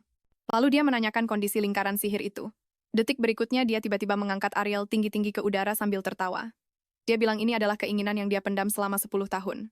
Ariel meronta dan menuntut untuk diturunkan tapi merasakan kekuatannya yang begitu berbeda dari sebelumnya. Setelah menurunkannya, dia meraih tangannya dan berjalan menuju lingkaran sihir. Baru saat itulah dia benar-benar merasakan perubahan yang dibawa oleh 10 tahun. Pemuda lugu yang dulu naif itu telah tumbuh menjadi pria dewasa. Pada saat ini, Cedric menemukan bahan isolasi yang menghalangi saluran mana dan langsung mengerti segalanya. Dia menendang bahan isolasi itu dan secara sepihak mengaktifkan kembali lingkaran sihir. Dia menegaskan bahwa sekarang setelah dia menemukannya, dia pasti akan membawanya pergi. Ariel memperhatikan senyumnya yang tidak sampai ke matanya dan merasakan hawa dingin. Di belakangnya memikirkan kemampuan hutan untuk memperbaiki diri, dia mulai ragu apakah harus pergi. Ini adalah pertama kalinya sejak perang kuno dia mempertimbangkan untuk melangkah keluar dari hutan ini. Pada saat itu Cedric memerintahkan pasukan satria untuk mengawal mereka melewati lingkaran sihir, sementara yang lain membereskan kekacauan. Dia mendengar para ksatria memanggilnya. Yang mulia. Ariel benar-benar terkejut. Dalam sekejap mata mereka telah melewati lingkaran sihir dan kembali ke istana. Para pelayan berbaris dengan hormat untuk menyambut mereka, menunjukkan statusnya yang agung. Dia akhirnya memastikan bahwa pria itu memang telah menjadi kaisar kekaisaran. Dia menjelaskan dengan santai bahwa menjadi kaisar hanyalah demi mendapatkan kekuatan untuk bisa memasuki hutan. Ariel mengingat situasinya yang dulu di dalam keluarga membuatnya semakin tidak percaya. Dia menuntut untuk tahu bagaimana dia berubah dari seorang pangeran yang dirundung menjadi kaisar tertinggi. Dia hanya berkata dengan lembut bahwa kisah panjang ini bisa diceritakan perlahan, lagi pula mereka punya banyak waktu di depan mereka. Dia membawanya menyusuri koridor istana, memperkenalkan apa yang akan menjadi rumah baru mereka. Ariel mengulangi kata-katanya dengan bingung, tidak mengerti makna tersembunyi di baliknya. Dia mengakui dengan jujur bahwa menjadi kaisar hanya untuknya karena itu satu-satunya cara untuk memasuki hutan. Ariel dengan marah membalas bahwa membakar hutan tidak ada hubungannya dengan berbuat baik untuknya. Dia pun memanfaatkan kesempatan itu untuk melamarnya menjadi permaisuri. Lamaran mendadak ini mengejutkan Ariel dan para pelayan di sekitarnya. Dia menganggap wajar bahwa karena hutan sudah hancur, Ariel tidak punya tempat untuk pergi. Ariel merasa sangat tidak berdaya. Siapa coba yang membuat seseorang kehilangan rumah sebelum melamarnya? Dia membawanya ke sebuah ruangan yang ditata dengan sangat rapi. Sebelum Ariel sempat bereaksi, pintunya sudah terkunci. Baru saat itulah dia menyadari. Dia telah dipenjara di kamar merah ini. Melihat sekeliling dari tempat tidur hingga tirai semuanya berwarna merah darah. Lingkungan yang menyesakan itu membuatnya curiga bahwa ini adalah balas dendamnya. Dia ambruk kelelahan di atas tempat tidur, mengingat setiap momen yang mereka habiskan bersama. Dia tidak sanggup lagi mengerti kenapa kebaikannya di masa lalu justru membuatnya dipenjara saat ini. Dia teringat peringatan untuk tidak melindungi monster berambut hitam itu dan tersenyum pahit. Ternyata intinya bukan soal warna rambut, tapi tentang jangan mudah memberikan hati pada orang lain. Dengan penyesalan ini dia perlahan jatuh tertidur dengan gelisah. Dalam mimpinya dia kembali sekali lagi ke medan perang yang penuh dengan mayat. Dia mati-matian mencari orang yang selamat, tapi hanya menemukan arwah-arwah tak terhitung jumlahnya. Para arwah menuduhnya berbuat salah, suara mereka penuh dengan dendam. Tepat saat dia putus asa, dia menemukan sesosok orang yang sekarat. Dia bergegas maju dan memeluk erat pria bernama Daniel itu. Rasa sakit karena kehilangan segalanya membuatnya menangis terseduh-seduh dalam mimpinya. Ketika dia tersentak bangun, dia menyadari dirinya benar-benar menangis sebelum akhirnya pulih dari mimpi buruk itu. Dia mendengar suara seorang pria bertanya. Cedric tiba-tiba muncul di samping tempat tidur, menuntut untuk tahu siapa itu Daniel. Dia mundur ketakutan, hampir jatuh dari tempat tidur. Untungnya Cedric bergerak cepat dan menariknya ke dalam pelukannya. Jarak mereka langsung mendekat dan dia merasakan sifat posesif Cedric yang menyesakkan. Wajahnya memerah, dan jantungnya berdebar kencang karena kedekatan yang tiba-tiba ini membuatnya bingung dan memalingkan muka. Cedric tidak memberinya kesempatan untuk bernapas, memojokkannya lagi ke tempat tidur untuk menanyakan siapa Daniel. Ariel mencoba mendorongnya tapi sadar kekuatannya jauh melebihinya, membuat pria itu sama sekali tak bergeming. Detak jantungnya terus bertambah cepat, tapi tiba-tiba Cedric melepaskannya, membiarkannya jatuh kembali ke tempat tidur. Suasana intim itu membuatnya sangat gugup, berbagai kemungkinan terlintas di benaknya. Namun detik berikutnya Cedric mengangkatnya tinggi-tinggi lagi. seperti mengulang permainan mereka di masa lalu. Dia dengan lembut menurunkannya di tepi tempat tidur, nadanya terdengar penuh toleransi dan kesabaran. Dia mengerti kalau Ariel punya rahasia dan bersedia menunggu sampai hari di mana Ariel membuka hatinya dengan sukarela. Lalu dia bertanya dengan cemas kenapa Ariel mimpi buruk. Ariel pun mengeluh kalau kamar yang penuh warna merah ini membuatnya tidak bisa tidur. Mencurigai ini adalah cara Cedric balas dendam. Cedric tidak mengerti kenapa Ariel tidak suka dengan dekorasi ini. Ariel dengan marah menuduhnya membuat kamar itu jadi menakutkan seperti lautan darah. Baru saat itulah Cedric menjelaskan kalau dia ingat Ariel pernah bilang merah adalah warna favoritnya. Ingatan pun muncul dan Ariel teringat memang pernah mengatakan hal itu di taman hutan. Perasaan sederhana ini membuatnya merasa sedikit hangat, tapi melihat ekspresi sombong Cedric dia langsung sadar kembali. Dia dengan tegas menuntut agar semua dekorasi merah segera diganti untuk mengembalikan tatanan kamar yang normal. Cedric langsung setuju untuk mengganti dekorasinya, tapi dia mengalihkan pembicaraan saat Ariel meminta kunci pintu dilepas. Dia dengan lihai mengganti topik, mengelus kepalanya dengan lembut dan menyuruhnya mandi dan ganti baju dulu. Ariel mengeluh kalau Cedric jadi sombong sekarang karena sudah lebih tinggi sambil mengikuti arahan pelayan ke kamar mandi. Baru setelah masuk ke kamar mandi, dia baru sadar dengan kaget kalau dia ditipu lagi oleh Cedric, membuatnya lupa menuntut untuk kembali ke hutan. Mendengar teriakannya dari kamar mandi, Cedric yang ada di luar pintu tidak bisa menahan senyum kemenangan. Dia bergumam pada dirinya sendiri, kalau Ariel masih sangat mudah dikelabui, lupa tujuan awalnya begitu perhatiannya teralihkan. Pada saat yang sama dia memerintahkan Ansel untuk segera mengganti dekorasi kamar. Di luar kamar mandi, seorang pelayan berambut pirang menunjukkan penghinaan terhadap identitas dan status Ariel. Seorang pelayan lain yang berambut abu-abu dengan tegas memperingatkannya untuk menjaga ucapannya dan tidak mencari masalah. Pelayan pirang itu tetap saja tidak terima. Mempertanyakan kualifikasi Ariel untuk bersaing dengan para wanita bangsawan demi posisi permaisuri. Pelayan berambut perak itu menanggapi dengan tenang, menyatakan dia tidak ingin terlibat dalam perselisihan ini dan mengingatkannya sekali lagi untuk menjaga mulutnya. Setelah mandi, Ariel merasa segar dan akhirnya bisa berpikir jernih tentang situasinya saat ini. Pada saat itu juga dia menemukan dekorasi kamarnya telah diubah dengan sempurna dengan aksen elemen merah yang sangat pas. Cedric duduk di dekatnya, tatapannya terus-menerus mengikuti setiap gerakannya. Melihat perubahannya, Ariel tidak bisa menahan diri untuk tidak bernostalgia tentang betapa menggemaskannya Cedric saat masih kecil. Namun Cedric salah paham akan maksudnya, mengira Ariel hanya menyukainya saat masih kecil. Dia percaya karena dia sudah dewasa, itulah alasan Ariel meninggalkannya di luar hutan. Saat dia berbicara, air matanya benar-benar menetes, ekspresinya tampak menyedihkan dan penuh duka. Ariel tahu ini hanyalah akal-akalannya, tetapi dia tetap tidak bisa menahan diri untuk luluh. Melihat air mata di wajah tampannya, Ariel hampir saja mengulurkan tangan untuk menenangkannya. Tepat saat dia ragu, Cedric tiba-tiba berkata dengan nada mengancam bahwa dia akan melenyapkan semua anak-anak. Ariel sontak terkejut, tak bisa berkata-kata mendengar ide ekstrem Cedric untuk memusnahkan semua anak-anak. Dia buru-buru memohon padanya untuk tidak menyakiti anak-anak tak berdosa, berjanji dengan sungguh-sungguh bahwa dia tidak akan pernah meninggalkannya lagi. Cedric langsung mengambil kesempatan itu untuk menariknya ke dalam pelukannya, mendaratkan ciuman lembut di keningnya. Dia kemudian memberi isyarat bahwa untuk hari ini sudah cukup, dengan penuh pengertian memberinya ruang untuk sendirian. Ariel menatap kepergiannya dengan bingung. Dari dalam kamar, hatinya dipenuhi tanda tanya besar. Di luar pintu, Cedric menunjukkan senyum penuh arti, matanya tampak dalam. Dia diam-diam memasang sihir penyegel yang kuat di luar ruangan, memastikan Ariel tidak bisa kabur. Dia akan memenjarakannya sepenuhnya, melenyapkan segala kemungkinan untuk melarikan diri. Dia teringat malam yang penuh keputusasaan itu saat dia memanggil nama Ariel di tengah hujan. Bertekad untuk tidak mengulangi kesalahan yang sama, dia bersumpah untuk menjaga Ariel di sisinya selamanya. Istana ini adalah sangkar emas megah yang dibuat dengan cermat khusus untuknya. Bahkan dalam kematian, Ariel hanya bisa mengakhiri hidupnya di dalam istana ini. Sementara itu, hutan monster dipenuhi dengan aura sihir ungu gelap yang menyeramkan. Seorang penyihir terkejut saat menemukan sebuah segel kuno raksasa. Semua orang terkejut oleh skala dan kekuatan segel itu, tidak ada yang berani bertindak gegabah. Akhirnya mereka memutuskan untuk segera melaporkan penemuan besar ini kepada Kaisar. Ansel pun melaporkan situasinya kepada Cedric. Gua itu yang memancarkan aura tak menyenangkan terlihat sangat terlarang. Setelah penilaian awal ini, kemungkinan besar adalah segel yang ditinggalkan oleh penyihir agung Eskadi.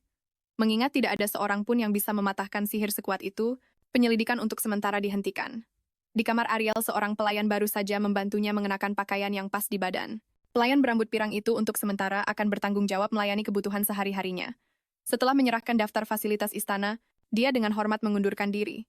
Ariel mengira itu hanyalah panduan biasa dan tidak terlalu memikirkannya. Namun saat membuka daftar itu, dia terkejut karena tidak bisa mengenali satupun tulisan di sana. Baru saat itulah dia menyadari bahwa selama dia tertidur panjang di hutan aksara di dunia luar telah berevolusi. Dulu Cedric bukanlah buta huruf, dia hanya tidak bisa membaca aksara kuno. Berpikir bahwa dirinya telah menjadi buta huruf di zaman ini, Ariel seketika merasa sangat malu. Dia bergegas mengejar pelayan itu untuk meminta bantuan, tetapi ragu-ragu untuk berbicara. Dia khawatir jika ketahuan tidak bisa membaca, dia akan menjadi bahan ejekan. Tepat pada saat itu perhatiannya tertuju pada sebuah hiasan di dinding. Tulisan di atasnya terasa sangat akrab dan secara naluriah dia mengulurkan tangan untuk menyentuhnya. Pelayan itu dengan panik menghentikan tindakannya, nadanya terdengar menegur. Dia berkata itu adalah artefak berharga peninggalan seorang penyihir agung dari 1000 tahun yang lalu dan tidak boleh disentuh. Disentuh sembarangan. Ariel terkejut karena 1000 tahun telah berlalu jauh di luar dugaannya. Yang membuatnya geli sekaligus miris adalah artefak yang disebut-sebut itu ternyata hanyalah coretan isengnya di masa lalu.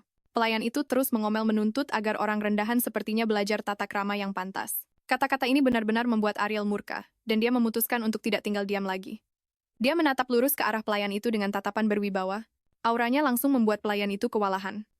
Dia mempertanyakan apakah menghina tamu kaisar sesuai dengan tata krama istana. Pelayan itu terintimidasi oleh sikap agungnya yang tiba-tiba muncul dan menjadi salah tingkah di bawah tekanan Ariel. Pelayan itu gemetar dan berlutut memohon ampun. Ariel mengulurkan tangan menekan kepalanya, memberinya pelajaran untuk tidak meremehkan tamu kaisar. Berpikir bahwa ini mencerminkan sikap tidak hormat orang-orang terhadap kaisar, dia pun menjadi semakin marah. Mengingat bagaimana Cedric dirundung saat masih kecil, hatinya terasa sakit. Dia khawatir bahkan sebagai seorang kaisar, Cedric masih belum tahu cara membangun wibawanya. Saat itu juga Cedric tiba setelah mendengar keributan dan menanyakan situasinya. Dia dengan perhatian melepas mantelnya dan menyampirkannya pada Ariel, khawatir gadis itu masuk angin. Ariel segera memberitahunya tentang masalah para pelayan istana yang kurang disiplin.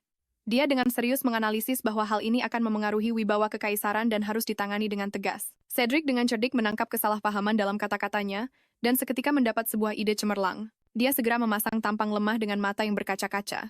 Dia dengan memelas memohon Ariel untuk melindunginya persis seperti anak anjing yang terluka. Taktik ini berhasil dengan sempurna dan hati Ariel langsung luluh.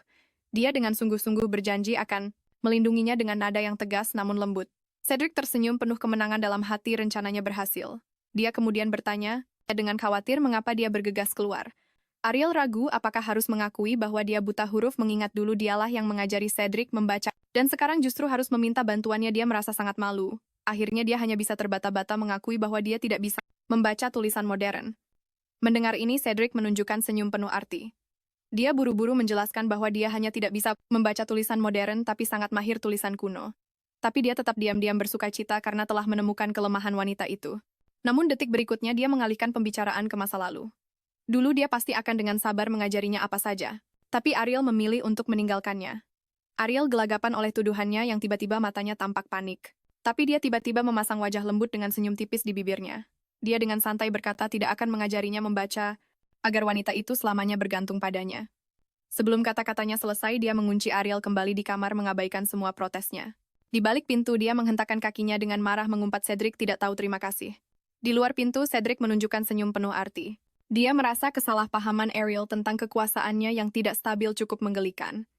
Ketika Ansel bertanya apakah dia ingin meluruskan kesalahpahaman itu, dia dengan santai menggeleng. Sebaliknya dia malah memuji sikap agung yang ditunjukkan Ariel. Yakin kalau Ariel memiliki latar belakang yang tak diketahui. Lalu tatapannya beralih ke pelayan yang masih berlutut, gemetaran suaranya tiba-tiba menjadi dingin. Pelayan itu membela diri dengan gemetar, suaranya terdengar seperti isak tangis. Dia tertawa dingin menunjukkan bahwa dengan meremehkan Ariel sama saja dengan menampar wajahnya sendiri. Dengan satu isyarat ringan, para penjaga segera maju untuk menyeret pelayan itu, pergi diiringi teriakan memohon dari si pelayan. Mohon ampun bergema di sepanjang koridor, lalu memudar di kejauhan. Dia dengan dingin memerintahkan reformasi total terhadap suasana tak pantas di istana. Sementara itu, rumor di luar istana tentang wanita misterius itu semakin memanas. Orang-orang berbisik bahwa wanita itu kasar dan bodoh, tidak pantas untuk kaisar. Mereka berspekulasi apakah sang kaisar memang lebih menyukai wanita tak berbudaya seperti itu. Di istana, para desainer membungkuk hormat pada Ariel. Mereka menyatakan akan merancang khusus gaun istana paling modis untuknya. Ariel bingung dengan keributan ini, wajahnya penuh kebingungan. Cedric menjelaskan dengan lembut bahwa dia butuh pakaian yang pantas di istana. Para desainer menyodorkan katalog tebal, memintanya memilih gaya yang disukai bahkan sebelum dia sempat bicara. Cedric langsung menyela mengatakan merah adalah warna favoritnya. Ariel buru-buru menghentikannya, memperingatkan agar tidak ikut campur sembarangan. Dia menggerutu bahwa Cedric pasti akan membuat gaun yang merahnya menyakitkan mata. Cedric tersenyum konyol, wajahnya menunjukkan ekspresi polos seolah baru saja ketahuan. Para desainer saling berpandangan, merasa pola interaksi ini anehnya terasa akrab. Seseorang bergumam pelan bahwa ini seperti melatih hewan peliharaan sendiri. Lalu mereka menutup mulut dengan ngeri sadar telah salah bicara namun wanita di depan mereka memang tampak sedang menjinakkan seekor binatang buas dan sang kaisar dengan rela menerimanya seperti anjing golden retriever yang memohon-mohon. Tak lama rumor bahwa kaisar memiliki seorang penjinak binatang buas menyebar ke seluruh istana. Mendengar ini, Ariel merasa malu sekaligus kesal. Berharap bisa menemukan lubang untuk bersembunyi. Dia merasa buta huruf saja sudah cukup memalukan. Dan sekarang ini malah menambah garam di atas luka. Dia bertekad apapun yang terjadi dia harus meninggalkan tempat merepotkan ini, tapi kenyataan bahwa dia tidak punya uang dan tidak tahu jalan membuatnya benar-benar bingung. Setelah berpikir panjang, dia mengusulkan ingin memeriksa lingkaran sihir. Dia dengan santai menyatakan rasa penasarannya tentang kondisi lingkaran sihir saat ini. Cedric mengangguk penuh pengertian dan menyetujui permintaannya. Dia juga secara misterius berkata punya kejutan untuknya. Ariel mengikutinya keluar pintu dengan curiga. Hatinya merasa tidak tenang. Tak lama kemudian dia mengerti apa yang disebut kejutan itu dan terkejut hingga tak bisa berkata-kata. Seluruh hutan monster telah dipindahkan utuh ke istana. Begitu melihat mereka, para treant langsung berlari gembira, cabang-cabang mereka itu bergoyang riang. Cedric tersenyum dan memegang dahan-dahannya dengan lembut mengatakan kalau treant itu masih mengenalinya dengan mudah. Adegan beralih ke hari penyerangan hutan. Naga pohon mengaum untuk menghadapi musuh tapi membeku saat melihat siapa yang datang. Ia segera berubah kembali menjadi wujud yang familiar, yaitu treant kecil dan langsung menangis. Ia dengan antusias melompat ke pelukannya, memeluk erat dan menolak untuk melepaskannya. Ariel tidak bisa menahan diri untuk tidak bergumam pelan bahwa Cedric jelas-jelas menghancurkan hutan dengan meteor. Cedric membela diri dengan sedih. Mengatakan dia sengaja menghindari area inti dan menyembuhkan semua bagian yang rusak. Sekarang dengan membawa mereka ke istana, mereka bisa melindungi hutan sekaligus mengawasi lingkaran sihir, mencapai dua tujuan sekaligus. Dia lalu dengan bangga menyatakan bahwa mereka sudah berteman baik sejak kecil. Ariel tersenyum tak berdaya lalu membungkuk untuk mengamati lingkaran sihir dengan saksama. Sambil berpikir keras dia menemukan bahwa lingkaran sihir ini seharusnya berada di Arendelle Selatan tapi sekarang muncul di istana. Dia bertanya-tanya bagaimana posisi tetap portal itu bisa berubah. Cedric menjelaskan dengan lembut bahwa ini adalah reruntuhan kuno yang ditemukan di ladang. Seorang kaisar yang sangat menyukai sihir sengaja membangun istana baru di atas reruntuhan itu. Sayangnya tidak ada yang tahu cara menggunakan lingkaran ini, jadi akhirnya ditinggalkan. Dia berkata dengan tulus bahwa lingkaran sihir yang terlupakan inilah yang telah menyatukan mereka. Wajah Ariel langsung memerah dan jantungnya berdebar kencang. Dia buru-buru mengalihkan pembicaraan, memuji betapa bagusnya lingkaran sihir itu terawat. Setelah diperhatikan lebih dekat, dia ingat sihir pengawet di situ bukan buatannya, perolehnya. Ini adalah karya penyihir agung Arsenar. Dia merasa sedikit menyesal karena tidak bertanya padanya bagaimana cara menciptakan sihir yang bisa bertahan selama 1000 tahun. Cedric dengan tidak senang mengalihkan topik menyebutkan banyak hal aneh tentang hutan itu. Dia bilang pondok itu selalu bersih tanpa noda. Seolah-olah waktu telah berhenti, dan setelah bertahun-tahun penampilannya tidak berubah sama sekali, masih sama seperti dalam ingatannya. Berbicara tentang ini, Cedric tidak bisa menahan rasa penyesalannya karena dia telah tumbuh dan menua. Ariel dengan rasa bersalah mengalihkan pandangannya. Tidak berani menatap matanya, tapi Cedric terus menganalisis, mengatakan bahwa hutan itu tidak hanya berisi mana SKD tapi juga ada jejak penyihir agung lainnya, yaitu mana Arsenor. Tiba-tiba dia mendekat ke telinga Ariel berbisik pelan. Dia mengaku sudah lama curiga bahwa Ariel mungkin adalah SKD itu sendiri. Setelah melakukan banyak penelitian, dia juga menemukan bahwa Daniel kemungkinan besar adalah Arsenor. Jantung Ariel berdebar kencang, tidak menyangka tebakannya begitu akurat. Dia memaksa dirinya untuk tetap tenang, berencana untuk terus berpura-pura bodoh untuk lolos dari situasi ini, tapi tiba-tiba Cedric bilang dia dengar mereka berdua pernah jadi sepasang kekasih. Ariel langsung membalas dengan bersemangat. Dengan tegas menyangkal rumor konyol itu, karena faktanya Daniel adalah kakaknya sendiri. Larut malam sang orang suci berdoa. Dalam diam di depan lilin yang berkelip. Di tengah cahaya lilin yang bergoyang, tiba-tiba dia membuka matanya lebar-lebar. Ramalan ilahi mengatakan istana diselimuti aura yang tidak menyenangkan. Keesokan harinya sang orang suci mendengar para pelayan bergosip diam-diam tentang wanita yang dibawa kaisar. Mereka pikir pembicaraan tentang penjinakan itu konyol. Tapi yang lebih konyol lagi adalah kaisar ingin menjadikannya permaisuri. Saat melihat sang orang suci mendekat, mereka langsung diam dan membungkuk. Orang suci Violet berdiri di sana dengan tenang mendengarkan percakapan mereka. Cahaya bulan menyinari wajahnya yang cemas. Dia berkata pelan bahwa istana memang sudah menjadi berbeda. Daniel bukan hanya penyihir agung terkenal Arslanar, tapi juga kakak kandung Ariel. Kedua kakak beradik itu seperti anak-anak di keluarga biasa, selalu bertengkar dan berkelahi main-main namun memiliki ikatan yang sangat kuat. Satu-satunya perbedaan adalah keduanya memiliki bakat sihir yang luar biasa, membuat kompetisi mereka menjadi sangat spektakuler. Dia teringat bagaimana setiap duel sihir dengan Daniel pada akhirnya akan berubah menjadi perkelahian kekanak-kanakan. Dia ingat kalau dirinya selalu suka melakukan tubrukan seluruh badan. Sementara Daniel akan selalu menghindar sambil melindungi kepalanya. Selama perkelahian mereka, mereka akan selalu mengeluh tentang satu sama lain yang menargetkan titik-titik vital. Setiap kali keadaan menjadi tidak terkendali, kakak perempuan tertua mereka, sang putri mahkota, selalu muncul tepat waktu untuk menghentikan mereka. Kakak mereka akan selalu bertanya pada mereka dengan jengkel namun juga geli. Mengapa para penyihir bersikeras untuk bertarung dengan tangan kosong? Mereka akan selalu memohon ampun bersamaan namun tidak pernah mengubah kecintaan mereka pada permainan kasar. Mengingat kenangan ini, Ariel menunjukkan senyum nostalgia. Melihat ekspresinya, Cedric mendesaknya tentang hubungannya dengan Arsenor. Dengan nada yang penuh kecemburuan. Ariel menghindari pertanyaan itu dengan gugup, menyuruhnya untuk menelitinya sendiri. Tidak mau melanjutkan percakapan ini, Ariel lari kembali ke kamarnya, pikirannya berkecamuk saat menyadari Cedric sudah menebak kebenarannya. Memikirkan bagaimana dia telah hidup selama lebih dari 1000 tahun, dia benar-benar tidak mau mengakui fakta ini. Dia mondar-mandir di kamarnya dan akhirnya memutuskan untuk meninggalkan istana dan kembali ke hutan. Meskipun dia tahu Cedric tidak akan melepaskannya dengan mudah, dia tetap memutuskan untuk mencoba berbicara dengannya. Dengan lembut mendorong pintu hingga terbuka, dia terkejut mendapati Cedric telah menunggunya di luar selama ini. Dia berkata dengan lembut bahwa dia telah menunggu keputusannya dengan mata yang penuh harap. Mengumpulkan segenap keberaniannya, wanita itu meminta untuk kembali ke hutan sambil berjanji kalau dia tidak akan menyegel lingkaran sihir itu lagi. Setelah hening sesaat, pria itu mengingatkannya bahwa pondok di hutan itu sudah tidak ada lagi. Wanita itu langsung menuntut untuk tahu alasannya. Dia syok dan tidak habis pikir bagaimana mungkin sebuah rumah yang dilindungi sihir pemulihan bisa lenyap begitu saja. Sambil tersenyum, pria itu berkata bahwa untuk sepenuhnya mencegah rumah itu memulihkan dirinya sendiri, dia telah menghancurkan setiap papannya hingga menjadi molekul. Melihat ekspresi syok di wajah wanita itu, dia dengan cepat menambahkan bahwa dia sudah membawa semua barang-barangnya kembali ke istana. Saat itulah wanita itu tiba-tiba sadar bahwa semua orang yang sibuk di istana ternyata sedang memindahkan barang-barangnya. Tepat pada saat itu, sebuah buku catatan tua jatuh dari tumpukan barang yang dibawa. Dia mengenalinya dengan perasaan ngeri, itu adalah buku hariannya saat masih muda.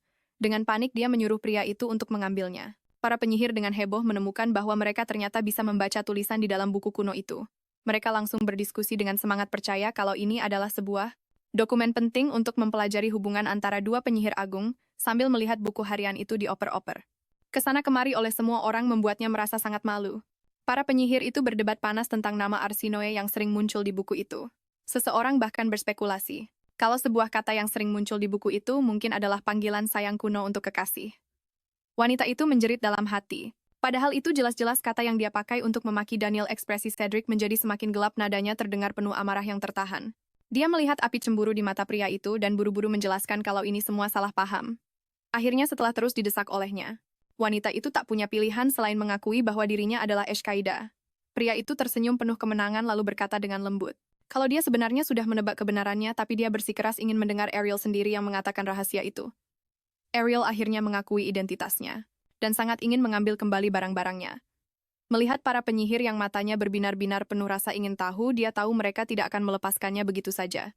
Tiba-tiba mendapat ide cemerlang, dia sengaja menggunakan psikologi terbalik mengatakan kalau Cedric benar-benar kaisar yang menyedihkan. Cedric yang suasana hatinya langsung membaik segera memerintahkan Ansel untuk mengambil buku harian itu. Ansel pun dengan sigap merebut buku harian itu dari para penyihir.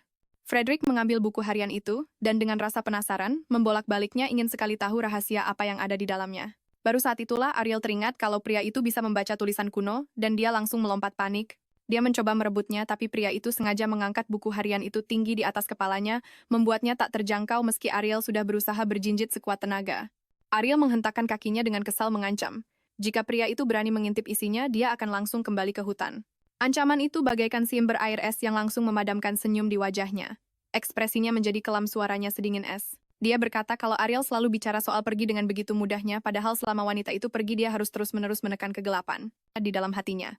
Suaranya berubah serak saat dia menceritakan betapa putus asanya perasaannya selama bertahun-tahun hanya bisa menatap lingkaran sihir yang tersegel itu.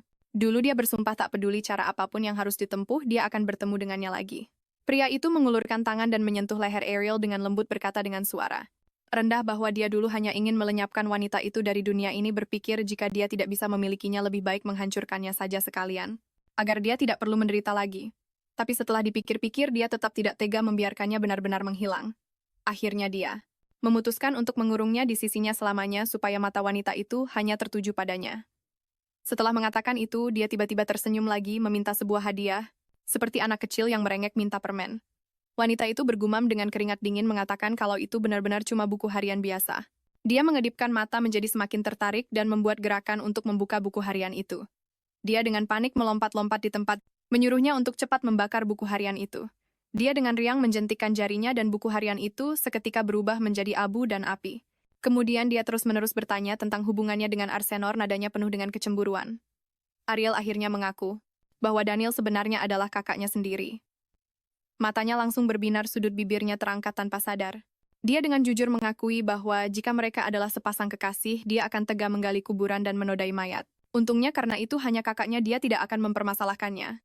Dia kemudian dengan penasaran bertanya mengapa dia menyembunyikan identitasnya sebagai penyihir agung. Dia menjelaskan dengan pasrah bahwa dia tidak ingin orang lain tahu usianya sudah lebih dari 1000 tahun, tetapi pria itu bingung. Menunjukkan bahwa sihir yang dia tinggalkan masih bermanfaat bagi semua orang bahkan sampai sekarang. Bukankah seharusnya dia merasa bangga? Sebagai penyihir agung, mengapa tidak memberitahu semua orang? Dia tersenyum pahit dan menggelengkan kepalanya, mengatakan buku-buku sejarah tidak pernah mencatat kesalahan besar yang dia buat. Dia masih membawa rahasia yang terpendam selama 1000 tahun. Dialah yang bertanggung jawab atas kehancuran dunia dan kematian banyak orang. 1000 tahun yang lalu dunia dilanda perang dengan asap dan bau kematian yang menyebar kemana-mana. Kekaisaran Keswin menyatakan akan menghakimi Arendelle karena bersekutu dengan iblis. Suara mereka menggema di seluruh medan perang. Republik Clady mengumumkan aliansinya dengan Keswin untuk bersama-sama memerangi kerajaan sihir Arendelle. Ariel masih merasa sulit percaya bahwa mereka akan melancarkan perang gila seperti itu. Dua kekuatan besar itu membentuk aliansi, mencoba untuk mengalahkan kerajaan sihir Arendelle dengan keunggulan jumlah. Para penganut fanatik itu dibutakan oleh dewa-dewa yang mereka sebut melupakan satu fakta penting. Mereka mengabaikan bahwa Arendelle adalah negara yang didirikan oleh para penyihir yang memiliki kekuatan sihir yang dahsyat. Kerajaan segera mengeluarkan panggilan darurat kepada semua penyihir bersiap untuk berperang. Dengan demikian, banyak penyihir bergegas ke medan perang tanpa ragu-ragu. Dia dan Daniel sebagai keluarga kerajaan Arendelle dan penyihir terkuat dengan tegas bergabung dalam perang. Mereka melepaskan sihir yang jauh melampaui kemampuan biasa menghancurkan musuh kerajaan satu persatu. Namun, perang menyebar tak terkendali, meningkat dengan kejam dan semakin menjadi-jadi seiring berjalannya waktu. Perang ini pada akhirnya menyebabkan kehancuran dunia. Kekaisaran Republik dan bahkan kerajaan mereka sendiri semuanya musnah menjadi abu. Ariel menatap kehancuran di mana-mana, air mata mengaburkan pandangannya. Dia jatuh berlutut dengan lemas, merasa seolah-olah pisau menusuk jantungnya. Semuanya telah lenyap, tidak ada yang tersisa. Orang tuanya, saudara perempuannya, dan kakak laki-lakinya yang tercinta, semuanya tewas dalam bencana itu. Penyesalan membanjiri hatinya seperti air pasang. Seharusnya dia tidak membiarkan mereka pergi ke medan perang. Dia berteriak putus asa, menyalahkan dirinya sendiri atas segalanya. Baru setelah air matanya mengering, dia menyadari adanya portal yang menyeramkan di medan perang. Setelah kehilangan segalanya, dia akhirnya menyadari bahwa perang ini menyembunyikan sebuah konspirasi dari dimensi lain. Dia mengerti bahwa dewa yang disembah Keswin sebenarnya adalah makhluk dari dimensi lain dan portal yang dia buka sendiri, yang memberi mereka kesempatan untuk mengganggu dunia ini. Amarah membara di dalam hatinya, dan dia bersumpah untuk menghentikan semua ini. Dia tidak hanya akan menutup portal itu, tetapi dia akan memutuskan sepenuhnya hubungan antar dimensi. Dia menggunakan setiap tetes mana terakhirnya dan akhirnya menyegel portal itu sepenuhnya pada saat dia menyelesaikan penyegelan itu. Dia roboh karena kelelahan, tak mampu berdiri lagi. Dengan begitu, dia memutuskan hubungan antar dimensi. Setelah menghabiskan seluruh mananya, dia bertahan hidup sendirian di hutan dengan susah payah. Tahun-tahun yang panjang yang dihabiskannya di hutan adalah hukumannya untuk dirinya sendiri. Dia harus mencegah entitas dari dimensi lain menginjakan kaki di tanah ini lagi. Tapi sekarang dia hanya bisa memberitahu Cedric hal yang paling penting, bahwa kehancuran dunia adalah kesalahannya. Dialah biang keladinya, jadi dia harus kembali ke hutan untuk menghabiskan sisa hidupnya dalam pertobatan, mencari pengampunan dan berdoa untuk kedamaian dunia. Cedric mendengarkan pengakuannya tentang kehancuran dunia dan tampak berpikir. Dia yang tadinya berencana untuk tidak meninggalkan istana untuk sementara waktu tiba-tiba berubah pikiran. Dia memanggil Ansel dan memerintahkan persiapan segera untuk meninggalkan istana. Kemudian dia mengulurkan tangannya pada Ariel, ingin menunjukkan padanya dunia yang dia yakini telah hancur. Kereta kuda perlahan menuju keluar istana. Begitu mereka keluar dari gerbang istana, Ariel terpana oleh pemandangan di hadapannya. Jalanannya mulus dan lebar, bangunan-bangunannya kokoh dan indah, kemakmuran terlihat di mana-mana. Jalanan ramai dengan orang-orang begitu hidup dan penuh semangat. Bukan hanya di satu area, seluruh kota tertata dan terkelola dengan sangat baik. Baru sekarang dia sadar, dunia telah mengalami perubahan yang luar biasa. Saat dia masih tenggelam dalam kekaguman, kereta kuda berhenti di depan sebuah bangunan megah. Cedric dengan elegan mengulurkan tangannya mempersilakan Ariel turun dari kereta. Dia menatap gedung yang menjulang tinggi dan megah itu sambil menahan napas. Manajer dan para pelayan sudah berbaris di pintu masuk, sikap mereka sangat hormat. Dia menatap Cedric dengan bingung, tidak mengerti mengapa mereka datang ke sebuah hotel. Pria itu secara misterius berkata ingin membawanya ke titik tertinggi untuk melihat pemandangan terindah.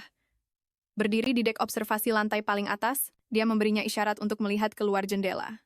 Awalnya langit tampak tenang dan damai, tidak ada yang aneh sama sekali. Tiba-tiba sebuah lingkaran sihir raksasa perlahan muncul di udara. Sesaat kemudian sebuah kapal udara yang ramping dengan anggun melewati lingkaran sihir itu. Mulutnya terbuka lebar karena takjub tidak bisa mempercayai apa yang dilihatnya. Cedric menjelaskan dengan lembut bahwa ini adalah sistem transportasi udara yang baru dikembangkan. Dia membuka jendela membiarkannya melihat lebih jelas. Lebih banyak kapal udara mengikuti satu persatu, membentuk lengkungan anggun di langit. Dia dengan bangga menjelaskan bahwa ini semua adalah teknologi baru yang muncul dalam beberapa tahun terakhir. Dunia tidak hancur seperti yang dia kira, tetapi sebaliknya telah bangkit kembali dengan kehidupan baru. Lingkaran sihir terlihat di mana-mana terintegrasi sempurna dengan kehidupan sehari-hari masyarakat. Dunia yang benar-benar baru ini lebih indah dari yang pernah dia bayangkan. Dia bertanya dengan lembut nama negara ini, suaranya sedikit bergetar. Aliansi Manusia Ilmu Pengetahuan dan Teknologi Kekaisaran Arahabim, jawabnya. Nama ini membangkitkan ingatannya yang telah lama tersegel dalam kebingungan.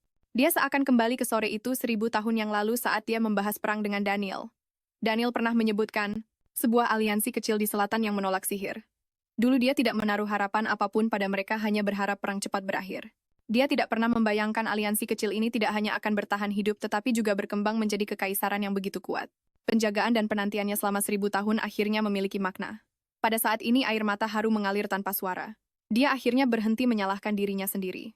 Cedric dengan lembut menyeka air matanya, gerakannya begitu halus seolah sedang memegang harta yang tak ternilai harganya.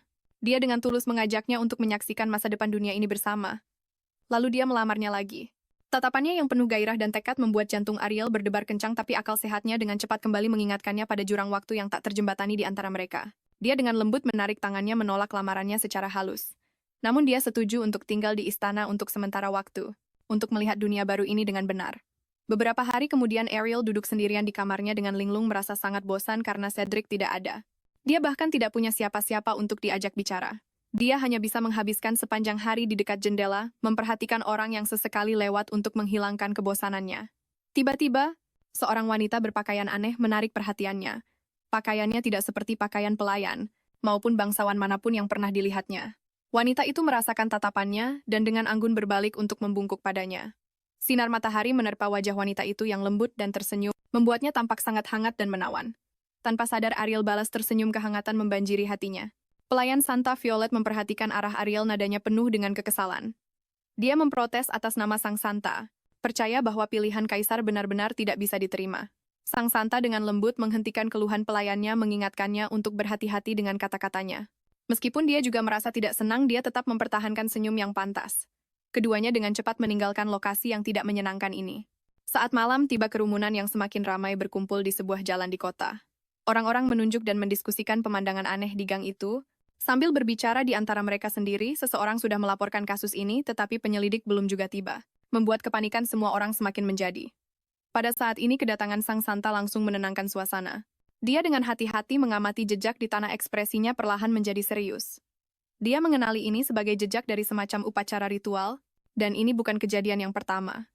Beberapa orang di kerumunan mulai berspekulasi bahwa ini adalah ulah sebuah sekte sesat. Suasananya menjadi semakin tegang.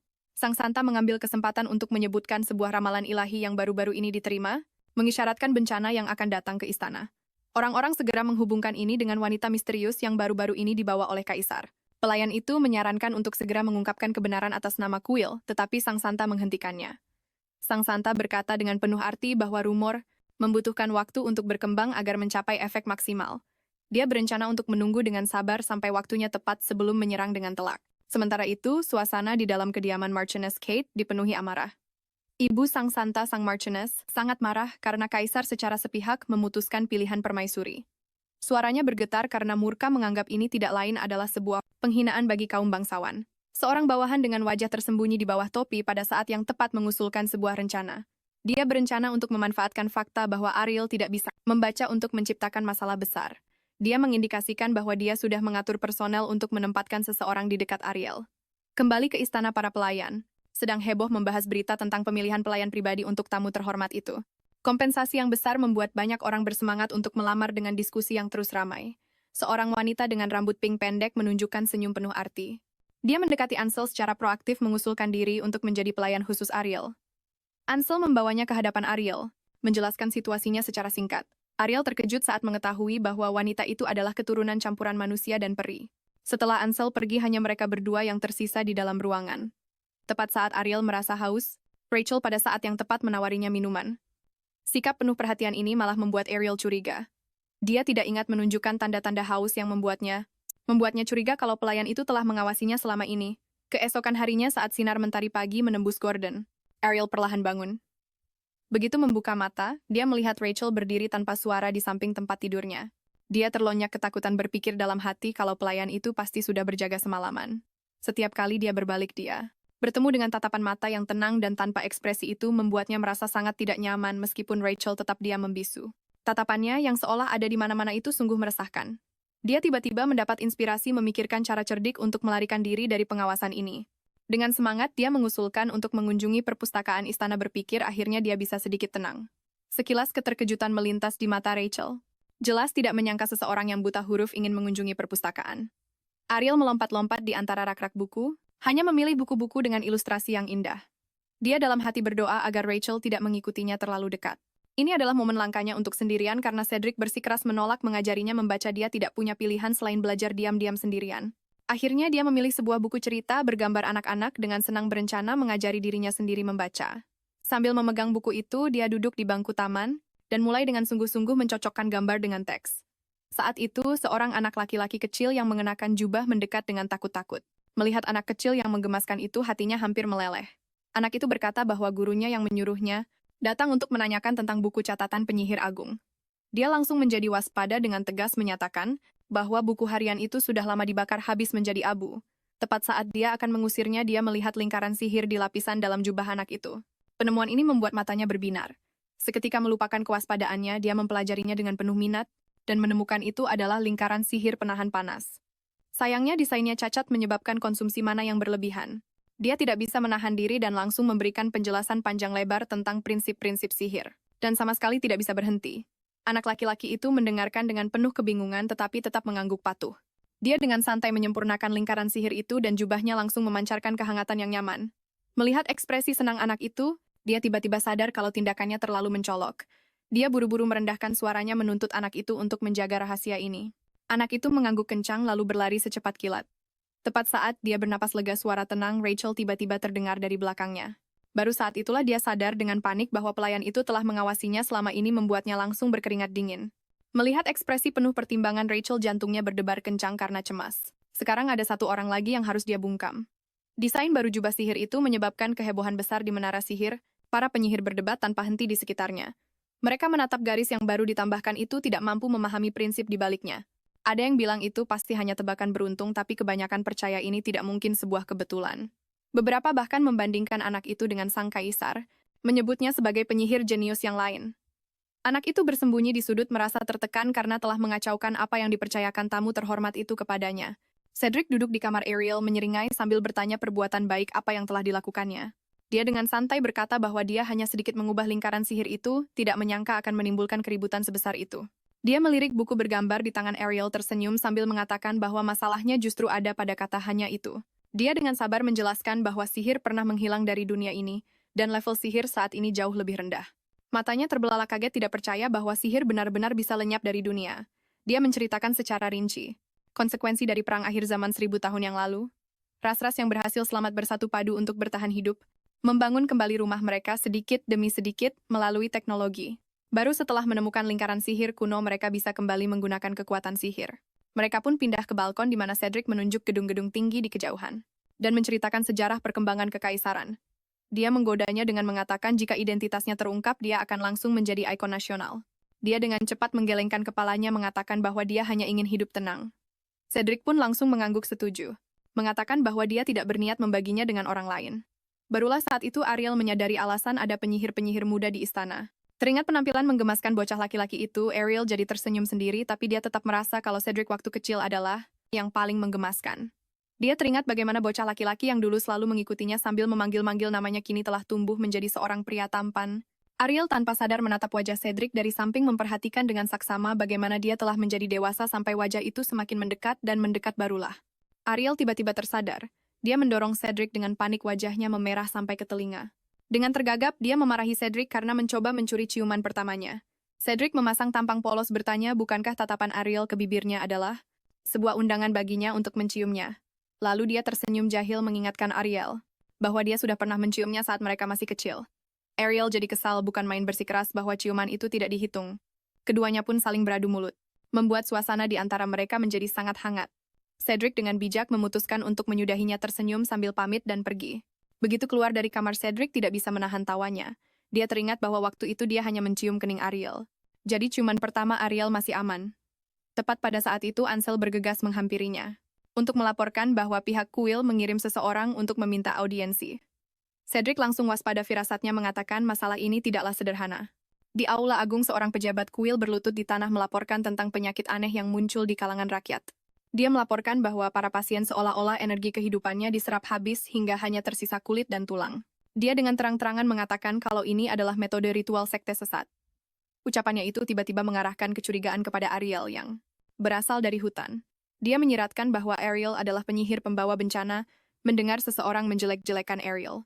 Ekspresi Cedric langsung menjadi sangat mengerikan, pejabat itu masih diam-diam merasa puas karena akhirnya berani angkat bicara. Sama sekali tidak menyadari bahaya yang mengintainya. Cedric perlahan turun dari tahta, setiap langkahnya membawa aura yang menyesakkan dan penuh tekanan. Dia dengan santai menghunus pedang seorang penjaga bilahnya berkilauan dingin di bawah cahaya lampu. Dia menyeringai sinis, mengatakan bahwa selalu saja ada orang yang tidak tahu diri dan terus mencari masalah. Sebelum dia selesai bicara, ujung pedang itu sudah menekan dahi si pejabat, darah pun menetes ke hidungnya sementara suara Cedric terdengar sedingin es. Dia bertanya bagaimana pria itu berani-beraninya memfitnah calon permaisuri. Pejabat itu ketakutan setengah mati langsung bersujud memohon ampun. Suaranya bergetar hebat. Cedric menuntut untuk tahu siapa dalang di baliknya, menduga pelakunya kalau bukan Felicia Violet. Mengabaikan raungan pejabat itu, dia langsung memerintahkan agar pria itu diseret untuk diinterogasi lebih lanjut. Sambil melihat pejabat itu diseret pergi, tatapannya tampak gelap dan mengancam seraya bertekad untuk merombak Quill secara total. Keesokan harinya para pelayan di kediaman Duke Raymond juga sedang membicarakan wanita misterius itu. Mereka saling berbisik satu sama lain. Saat para pelayan berdebat soal rumor penyihir itu benar atau tidak, tiba-tiba Rosemary Raymond muncul, matanya berbinar-binar meminta detailnya. Mendengar bahwa Kaisar secara pribadi membawa pulang seorang calon permaisuri, dia langsung tertarik. Para pelayan dengan cepat menjelaskan bahwa identitas wanita itu tidak jelas, dan dia bahkan tidak bisa membaca, dan tidak pantas menjadi permaisuri. Akan tetapi Rosemary berpikir karena rumornya sudah menyebar kemana-mana, dan Kaisar tidak melakukan apapun, wanita ini pasti luar biasa. Dia bertepuk tangan dengan semangat, memutuskan untuk segera mengunjungi istana untuk bertemu dengan wanita misterius ini. Saat ini Ariel sedang duduk santai di hutan istana membaca buku gambarnya. Dua pelayan muda berdiri gemetaran dari kejauhan, tidak berani mendekati area pepohonan yang menyeramkan itu. Tiba-tiba seorang penjaga pohon mengintip dari balik pohon membuat mereka berteriak dan saling berpelukan. Ariel segera memanggil kembali si penjaga pohon, menutup buku gambarnya dan mengusap matanya yang lelah. Dia menoleh ke Rachel dan berkata, dia ingin menambahkan meja dan kursi di sini agar lebih mudah untuk membaca nanti. Saat itu Cedric datang dan dia punya sesuatu untuk dikatakan padanya. Cedric memberitahunya tentang permintaan Rosemary untuk bertemu, menjelaskan kalau wanita itu adalah satu dari dua kandidat permaisuri. Mendengar dia adalah kandidat permaisuri, Ariel langsung merentangkan tangannya dengan gembira untuk mendukung. Melihat ekspresinya berubah, dia buru-buru menenangkan diri dan menyerahkan buku gambar padanya untuk menutupi rasa malunya. Baru saat itulah Cedric sadar kalau Ariel masih membaca buku bergambar. Kemajuan membacanya sangat lambat. Cedric lalu menjelaskan bahwa pertemuan mereka diatur agar Ariel punya wajah yang dikenalnya di pesta perjamuan nanti. Tapi Ariel khawatir wanita itu akan memusuhinya karena dia telah merebut posisinya sebagai kandidat permaisuri. Dia tersenyum, mengatakan Ariel pasti akan menyukai nona muda yang dijuluki anjing gila itu. Jantung Ariel berdebar kencang, bertanya-tanya apakah Cedric sudah tahu kalau dia selalu menganggapnya seperti anak anjing. Tak lama kemudian Cedric mengatur pertemuan mereka. Rosemary menyapa Ariel dengan anggun, senyumnya manis namun berani. Setelah memberi salam, dia langsung beralih ke mode mengejek, nadanya penuh provokasi. Dia sengaja mengkritik ruangan itu terlalu kecil dan mengatakan ruangan itu sama sekali tidak layak untuk seorang permaisuri. Dia juga menghina perabotannya yang norak, mengatakan selera Cedric benar-benar payah. Ariel bukan hanya tidak marah, tetapi malah mengangguk setuju dengan serius, mengatakan dia juga merasakan hal yang sama. Rosemary kemudian mengungkit soal Ariel yang buta huruf, nadanya penuh dengan cemoohan, tapi Ariel tetap tersenyum mengatakan dia sedang berusaha keras belajar membaca.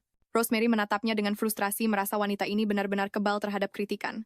Dia merasa seperti sedang berdebat dengan neneknya yang hanya meladeninya saja. Dia menyeka mulutnya dengan sapu tangan, lalu sengaja menjatuhkannya ke lantai. Kemudian dia mendengus dan berdiri untuk pergi. Para pelayan hanya bisa menonton dengan bengong, berpikir kalau nona muda ini sangat tidak sopan. Tapi Ariel justru menangkup pipinya, matanya berbinar sambil berkata Rosemary sangat menggemaskan. Menurutnya, Rosemary seperti anak anjing kecil yang berisik yang membuat orang ingin menggodanya. Para pelayan saling bertatapan bingung. Akhirnya mengerti selera aneh dari tamu terhormat mereka ini. Ariel dengan gembira menuju perpustakaan bersama para pelayan. Di tengah jalan, anak laki-laki kecil itu tiba-tiba berlari mengejar mereka dengan wajah gembira. Dia berkata bahwa itu semua berkat bantuannya. Dia telah menjadi penyihir resmi, tapi dia merasa bersalah. Karena mengambil pujian itu, suaranya pun semakin mengecil. Ariel dengan lembut menepuk kepalanya mengatakan bahwa menjaga rahasia adalah cara terbaik untuk membalas budinya. Bocah itu melihat buku bergambar di tangan Ariel dan menawarkan diri untuk mengajarinya membaca. Dia pun dengan senang hati setuju. Merasa anak itu semakin menggemaskan, pada saat itulah dia memperkenalkan dirinya sebagai Orion Ray. Melihat rambut halus Orion, Ariel kembali teringat pada Cedric kecil. Para pelayan di sampingnya hanya bisa menghela napas tak berdaya melihat tingkah Ariel, yang selalu teringat pada Cedric kecil di setiap kesempatan. Setelah itu mereka berdua pergi ke perpustakaan untuk belajar dengan Orion yang mengajar penuh dedikasi. Ariel membuat kemajuan pesat dan sudah bisa membaca kalimat-kalimat sederhana. Dia dengan santai bertanya tentang buku-buku dari Arendelle. Matanya penuh dengan kerinduan. Orion langsung memberitahu bahwa ada sebuah distrik perbelanjaan di luar istana yang menjual barang antik dari Arendelle. Mendengar hal itu, Ariel tidak bisa diam lagi, matanya berbinar-binar. Dia langsung menarik Orion, mengatakan mereka harus segera pergi berburu harta karun. Para pelayan ketakutan setengah mati dan segera mengirim seseorang untuk memberitahu Ansel.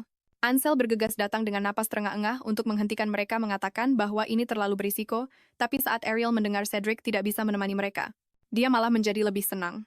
Dia dengan dingin memperingatkan Ansel untuk tidak ikut campur, nadanya tidak menerima penolakan sama sekali. Dia juga berkata akan membawakan hadiah untuk Cedric dan menyuruhnya menunggu dengan patuh. Karena tak punya pilihan, Ansel hanya bisa mengirim para penjaga untuk melindungi mereka secara diam-diam. Melihat kepergian Ariel yang ceria, dia hanya bisa menghela napas pusing. Ariel memasuki toko barang antik bersama Orion dan Rachel, dan langsung terpikat oleh ruangan yang penuh dengan barang-barang bergaya Arendelle. Seorang pelayan toko dengan antusias mendekat untuk menanyakan kebutuhan mereka. Awalnya Ariel ingin mencari buku-buku sihir, tapi tiba-tiba dia berubah pikiran teringat kritikan Rosemary tentang perabotan kamarnya yang norak. Dia memutuskan untuk melihat perabotan terlebih dahulu. Saat dia sedang memeriksa perabotan, replika sebuah suara yang familiar terdengar dari belakangnya. Ternyata Rosemary juga telah tiba. Rosemary dengan angkuh meremehkan selera Ariel sambil menyombongkan selera estetikanya, yang katanya sudah dipupuk sejak kecil. Ariel tidak marah, malah tersenyum dan mengulurkan tangannya ke arah Rosemary. Rosemary tanpa sadar menyambut uluran tangan itu, tapi dia langsung menariknya kembali karena malu, wajahnya memerah padam. Ariel merasa Rosemary jadi semakin menggemaskan dan tidak bisa menahan tawanya. Pada saat itu dia melihat sebuah kotak usang di pojok. Pelayan toko dengan cepat meminta maaf, mengatakan bahwa barang-barang rusak itu akan dibuang. Ariel pun mendekat untuk melihatnya lebih jelas, dan menemukan beberapa aksesoris yang terlihat familiar di dalamnya, usang namun khas. Rosemary kembali melontarkan komentar pedasnya, mengatakan selera Ariel begitu buruk sampai-sampai barang yang akan dibuang pun dia sukai.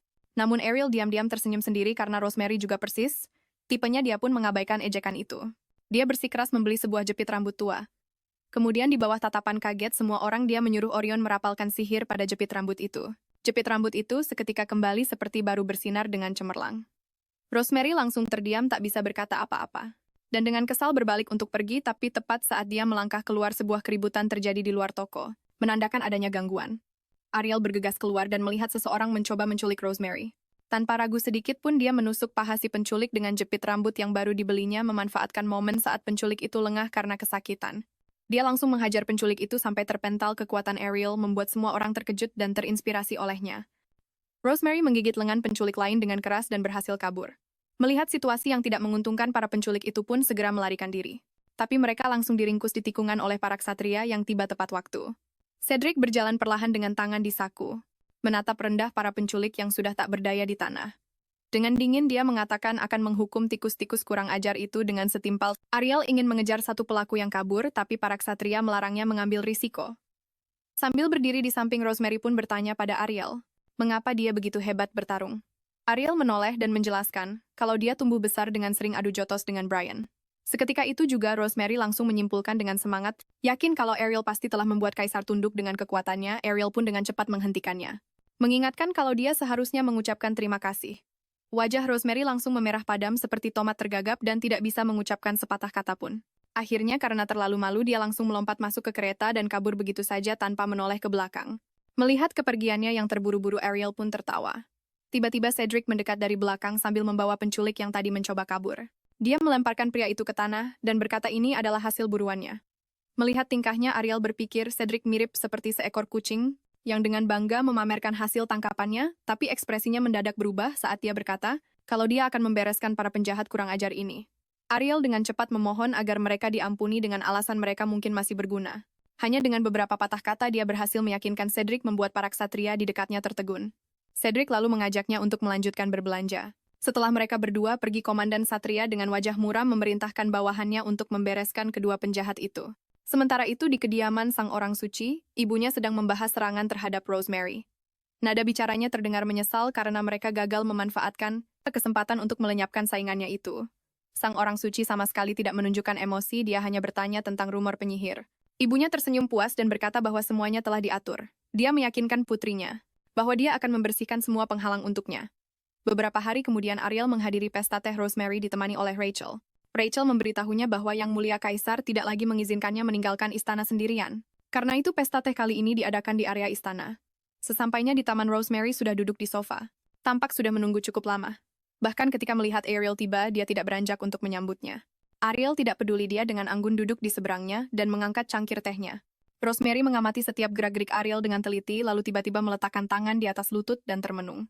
Dia terkejut saat menyadari kalau etiket Ariel benar-benar sempurna tanpa celah sedikit pun. Lalu dia tiba-tiba berdiri dan menggebrakan selembar kertas ke meja dengan kencang. Ariel mengambil kertas itu, tapi ternyata dia tidak bisa membaca tulisannya. Rachel diam-diam berbisik di telinganya menjelaskan bahwa itu adalah formulir pendaftaran pelayan. Sontak Ariel membeku. Sama sekali tidak menyangka akan hal ini. Rosemary dengan semangat menyatakan bahwa dia ingin menjadi pelayan pribadinya dan membantunya menjadi permaisuri. Dia mengatakan bahwa saat melihat Ariel menyelamatkannya di jalanan waktu itu, sangat mengesankan ditambah dengan etiket sempurna hari ini, dia merasa sangat percaya diri. Ariel bertanya pada Rosemary dengan bingung apakah dia sendiri bukan kandidat permaisuri. Rosemary tertawa dingin, mengatakan bahwa itu semua adalah ide buruk keluarganya untuk menahannya. Daripada menjadi permaisuri, dia lebih suka mewarisi gelar Duke. Dia dengan berani menenggak secangkir teh namun wajahnya memerah seperti orang mabuk. Ariel menatap dengan bingung bertanya-tanya bagaimana minum teh bisa memberikan efek seperti minum alkohol. Rosemary mulai mengeluh tentang ketiga saudara laki-lakinya menjadi semakin gelisah saat berbicara. Kakak laki-laki tertuanya berjudi sepanjang hari. Kakak keduanya mengejar wanita di mana-mana, dan kakak ketiganya minum berlebihan. Jika gelar itu jatuh ke tangan mereka, keluarga itu pasti akan hancur. Yang paling membuatnya frustrasi adalah Yang Mulia juga anak bungsu, jadi kenapa dia bisa menjadi kaisar? Dia menggenggam tangan Ariel dengan erat bersumpah akan membantunya menjadi permaisuri. Ternyata Yang Mulia berjanji padanya bahwa selama dia menjaga Ariel dengan baik, dia akan mendukungnya untuk mewarisi gelar itu. Setelah mengatakan ini, Rosemary pergi dengan riang menyatakan dia akan datang ke istana besok untuk melayani sebagai pelayan. Ariel berdiri membeku di tempat baru sekarang menyadari bahwa Cedric lah yang mengatur semua ini. Di sisi lain, Komandan Malam melaporkan hasil penyelidikan insiden penculikan kepada Cedric. Mereka menemukan jejak kultus jahat di tempat kejadian, bersama dengan kertas-kertas bertuliskan tulisan aneh. Yang lebih mencurigakan adalah semua rumor penyihir berasal dari kamar para pelayan istana. Keesokan harinya di sudut istana, beberapa pelayan menemukan sebuah kertas yang dipenuhi tulisan menyeramkan. Rachel dengan tenang mengambil kertas itu, memerintahkan mereka untuk mengingat waktu dan lokasi penemuan. Sendirian di kamarnya dia memeriksa kertas itu, dengan ekspresi yang sulit dibaca di wajahnya. Di ruang ganti, Rosemary dengan antusias menyuruh Ariel mencoba berbagai gaun. Ariel ambruk kelelahan di kursi merasa seperti tubuhnya akan hancur berkeping-keping. Cedric muncul di saat yang tepat, dan Ariel langsung memeluknya seolah melihat penyelamatnya. Dia memohon padanya untuk membawanya pergi dari sini. Kemana saja boleh. Para pelayan yang lewat di koridor berbisik-bisik lagi dan tatapan Cedric menjadi dingin.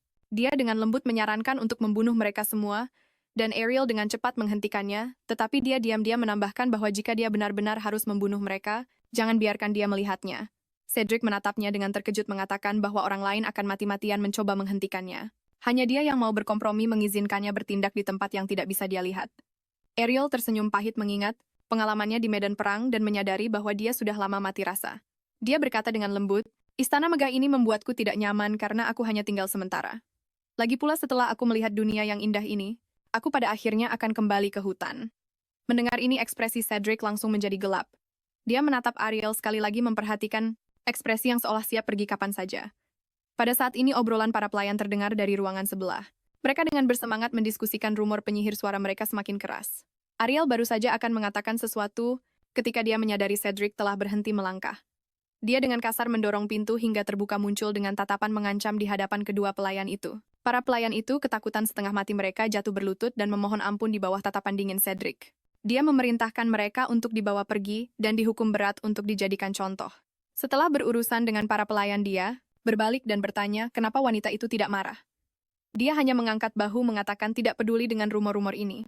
Ekspresinya menjadi semakin gelap, mengatakan ini karena wanita itu sama sekali tidak menganggap tempat ini sebagai rumahnya. Dia mencengkeram lengan Ariel dengan erat, suaranya menahan amarah yang terpendam. Dia menuduhnya selalu menganggap istana sebagai tempat singgah sementara, siap untuk pergi kapan saja. Pada titik ini dia tiba-tiba menunjukkan ekspresi terluka dan suaranya merendah. Dia bergumam pada dirinya sendiri apakah wanita itu akan meninggalkannya karena dia berbeda dari yang lain. Melihat penampilannya yang rapuh, Ariel merasakan sedikit simpati. Pada saat ini Ansel bergegas menghampiri meminta untuk berbicara secara pribadi. Cedric mengerutkan kening dengan tidak senang menanyakan apa yang telah terjadi. Rosemary juga mendekat dengan cepat, berkata dengan suara rendah, bahwa para bangsawan telah memasuki istana karena mempercayai rumor tersebut. Rombongan itu tiba di ruang audiensi di mana para bangsawan sedang berdiskusi panas. Cedric duduk di singgasananya, dengan dingin menuntut mereka menunjukkan bukti. Sang saintes dengan anggun melangkah maju menyebutkan wahyu dari ramalan ilahi. Para bangsawan menyetujuinya mengatakan bahwa sang saintes benar-benar kandidat yang paling cocok untuk menjadi permaisuri. Baru sekarang Ariel sadar bahwa wanita yang ditemuinya hari itu adalah sang saintes. Sang saintes menuntut pengadilan penyihir, mengklaim dia memiliki orang kepercayaan Ariel sebagai saksi. Pernyataan ini mengejutkan Ariel, tidak bisa membayangkan siapa yang akan mengkhianatinya. Yang lebih mengejutkan adalah Cedric dengan mudah menyetujui pengadilan itu. Keputusan ini mengejutkan sang saintes dan para bangsawan dan seluruh ruangan menjadi kacau balau. Kembali ke kamar Rosemary dengan marah mengeluh tentang kemunafikan sang saintes. Dia mondar-mandir dengan gelisah tidak mengerti mengapa Cedric menyetujui pengadilan itu. Ariel bagaimanapun dengan santai menyeruput tehnya tidak menunjukkan sedikit pun kekhawatiran di wajahnya. Ketika Rosemary bertanya mengapa dia tidak khawatir, dia bilang dia percaya pada Cedric. Satu-satunya hal yang mengkhawatirkannya adalah identitas saksi itu, yang mengaku sebagai orang kepercayaannya. Sementara itu Rachel berjalan menyusuri koridor menuju sebuah ruangan tersembunyi. Dia dengan lembut mendorong pintu hingga terbuka bertanya apa yang harus dia lakukan selanjutnya. Tak lama kemudian berita tentang pengadilan penyihir menyebar seperti api, dan seluruh ibu kota kekaisaran menjadi gempar. Para pengguna sihir berbisik-bisik, semuanya merasa pengadilan mendadak ini sulit dipercaya. Wajah Aryan dipenuhi kekhawatiran dan kebingungan saat dia bergegas ke ruang sidang. Rakyat jelata berkerumun di sekitar perimeter ruang sidang. Berjinjit mencoba melihat apa yang terjadi di dalam. Ibu sang saintes Marchioness Kate duduk di kursinya dengan alis berkerut. Dia merasa sangat bingung dengan penerimaan mudah kaisar terhadap pengadilan itu. Dia mengingat kembali proses Cedric naik tahta, merasa pria itu bahkan lebih sulit ditebak. Khawatir rencana mereka sudah terbaca, keringat dingin muncul di dahinya. Sang saintes dengan lembut meyakinkan ibunya untuk percaya pada persiapan matang mereka bahwa tatapannya tetap terkunci pada Ariel. Di seberangnya sang saintes diam-diam bertekad bahwa dia harus menyingkirkan wanita yang menghalangi jalannya ini. Rosemary mencondongkan tubuh ke dekat Ariel, diam-diam membahas rumor aneh baru-baru ini. Pada saat ini Cedric memasuki ruang sidang dan seluruh tempat itu langsung hening. Dia duduk di kursi pimpinan sidang. Tatapannya menyapu seluruh ruangan dengan wibawa yang tak terbantahkan. Sang Santa berdiri di atas lingkaran sihir di tengah ruang sidang, dan memulai tuduhannya. Ariel dengan penasaran mengamati lingkaran sihir yang bersinar itu. Ia tampak berpikir. Ketika Sang Santa menyebutkan sekte jahat, Cedric memberi isyarat kepada Komandan Satria untuk maju dan melapor. Rosemary tak bisa menahan diri untuk memutar bola matanya. Diam-diam mengeluh tentang kemunafikan Sang Santa. Dia menjelaskan detail ritual sekte itu secara rinci, menyebabkan ekspresi Ariel berubah drastis. Detail-detail ini mengingatkan Ariel pada sekte Caswin dari 1000 tahun yang lalu, membunyikan lonceng alarm di benaknya. Rosemary dengan lembut menyentuh tangannya, mengingatkannya untuk tetap tenang. Ariel menarik napas dalam-dalam dan dengan cepat memulihkan ekspresi tenangnya. Pada titik ini, Sang Santa mengubah argumennya. Menghubungkan sekte jahat dan legenda penyihir dengan Ariel, dia mengklaim memiliki saksi dan bukti yang dapat membuktikan bahwa Ariel adalah dalang di balik semua ini. Pada saat ini, lingkaran sihir di bawah kaki Sang Santa bersinar terang. Dan Ariel dengan cepat bertanya tentang fungsinya. Rosemary dengan sabar menjelaskan bahwa ini adalah lingkaran sihir pendeteksi kebenaran. Jika seseorang mengatakan yang sebenarnya, lingkaran sihir itu akan bersinar. Tetapi jika mereka berbohong, mereka akan menderita rasa sakit yang luar biasa di sekujur tubuh. Pada saat ini, seorang pelayan biasa berjalan dengan gemetar ke atas lingkaran sihir, bersiap untuk bersaksi. Rosemary berdiri karena marah tetapi dengan lembut ditahan oleh Ariel.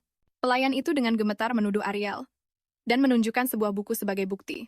Ruang sidang segera menjadi gempar. Semua orang percaya bahwa rumor tentang penyihir yang buta huruf adalah sebuah konspirasi. Ariel dengan tenang menyangkal telah meminjam buku ini. Sang Santa segera membalas, mengklaim, ada catatan yang jelas di dalam catatan peminjaman. Pelayan itu tiba-tiba menjadi gelisah dan mengeluarkan selembar kertas dengan tulisan aneh di atasnya. Dia menyatakan bahwa dia secara pribadi menyaksikan sang penyihir membakar kertas ini. Lingkaran sihir itu langsung bersinar, membuktikan bahwa pelayan itu tidak berbohong. Semua orang tercengang dengan perkembangan ini dan mulai mempercayai kesaksian pelayan itu. Komandan Ksatria menyerahkan kertas itu kepada Cedric, yang melirik ke arah ibu sang Santa. Sejauh ini, dialah satu-satunya yang bisa merencanakan semua ini. Hakim mengambil barang bukti dan bertanya kepada Ariel apakah dia ingin membela diri. Ariel bangkit dengan anggun, meminta untuk memeriksa bukti itu secara pribadi. Setelah memeriksa kertas itu dengan saksama, senyum penuh arti muncul di sudut bibirnya.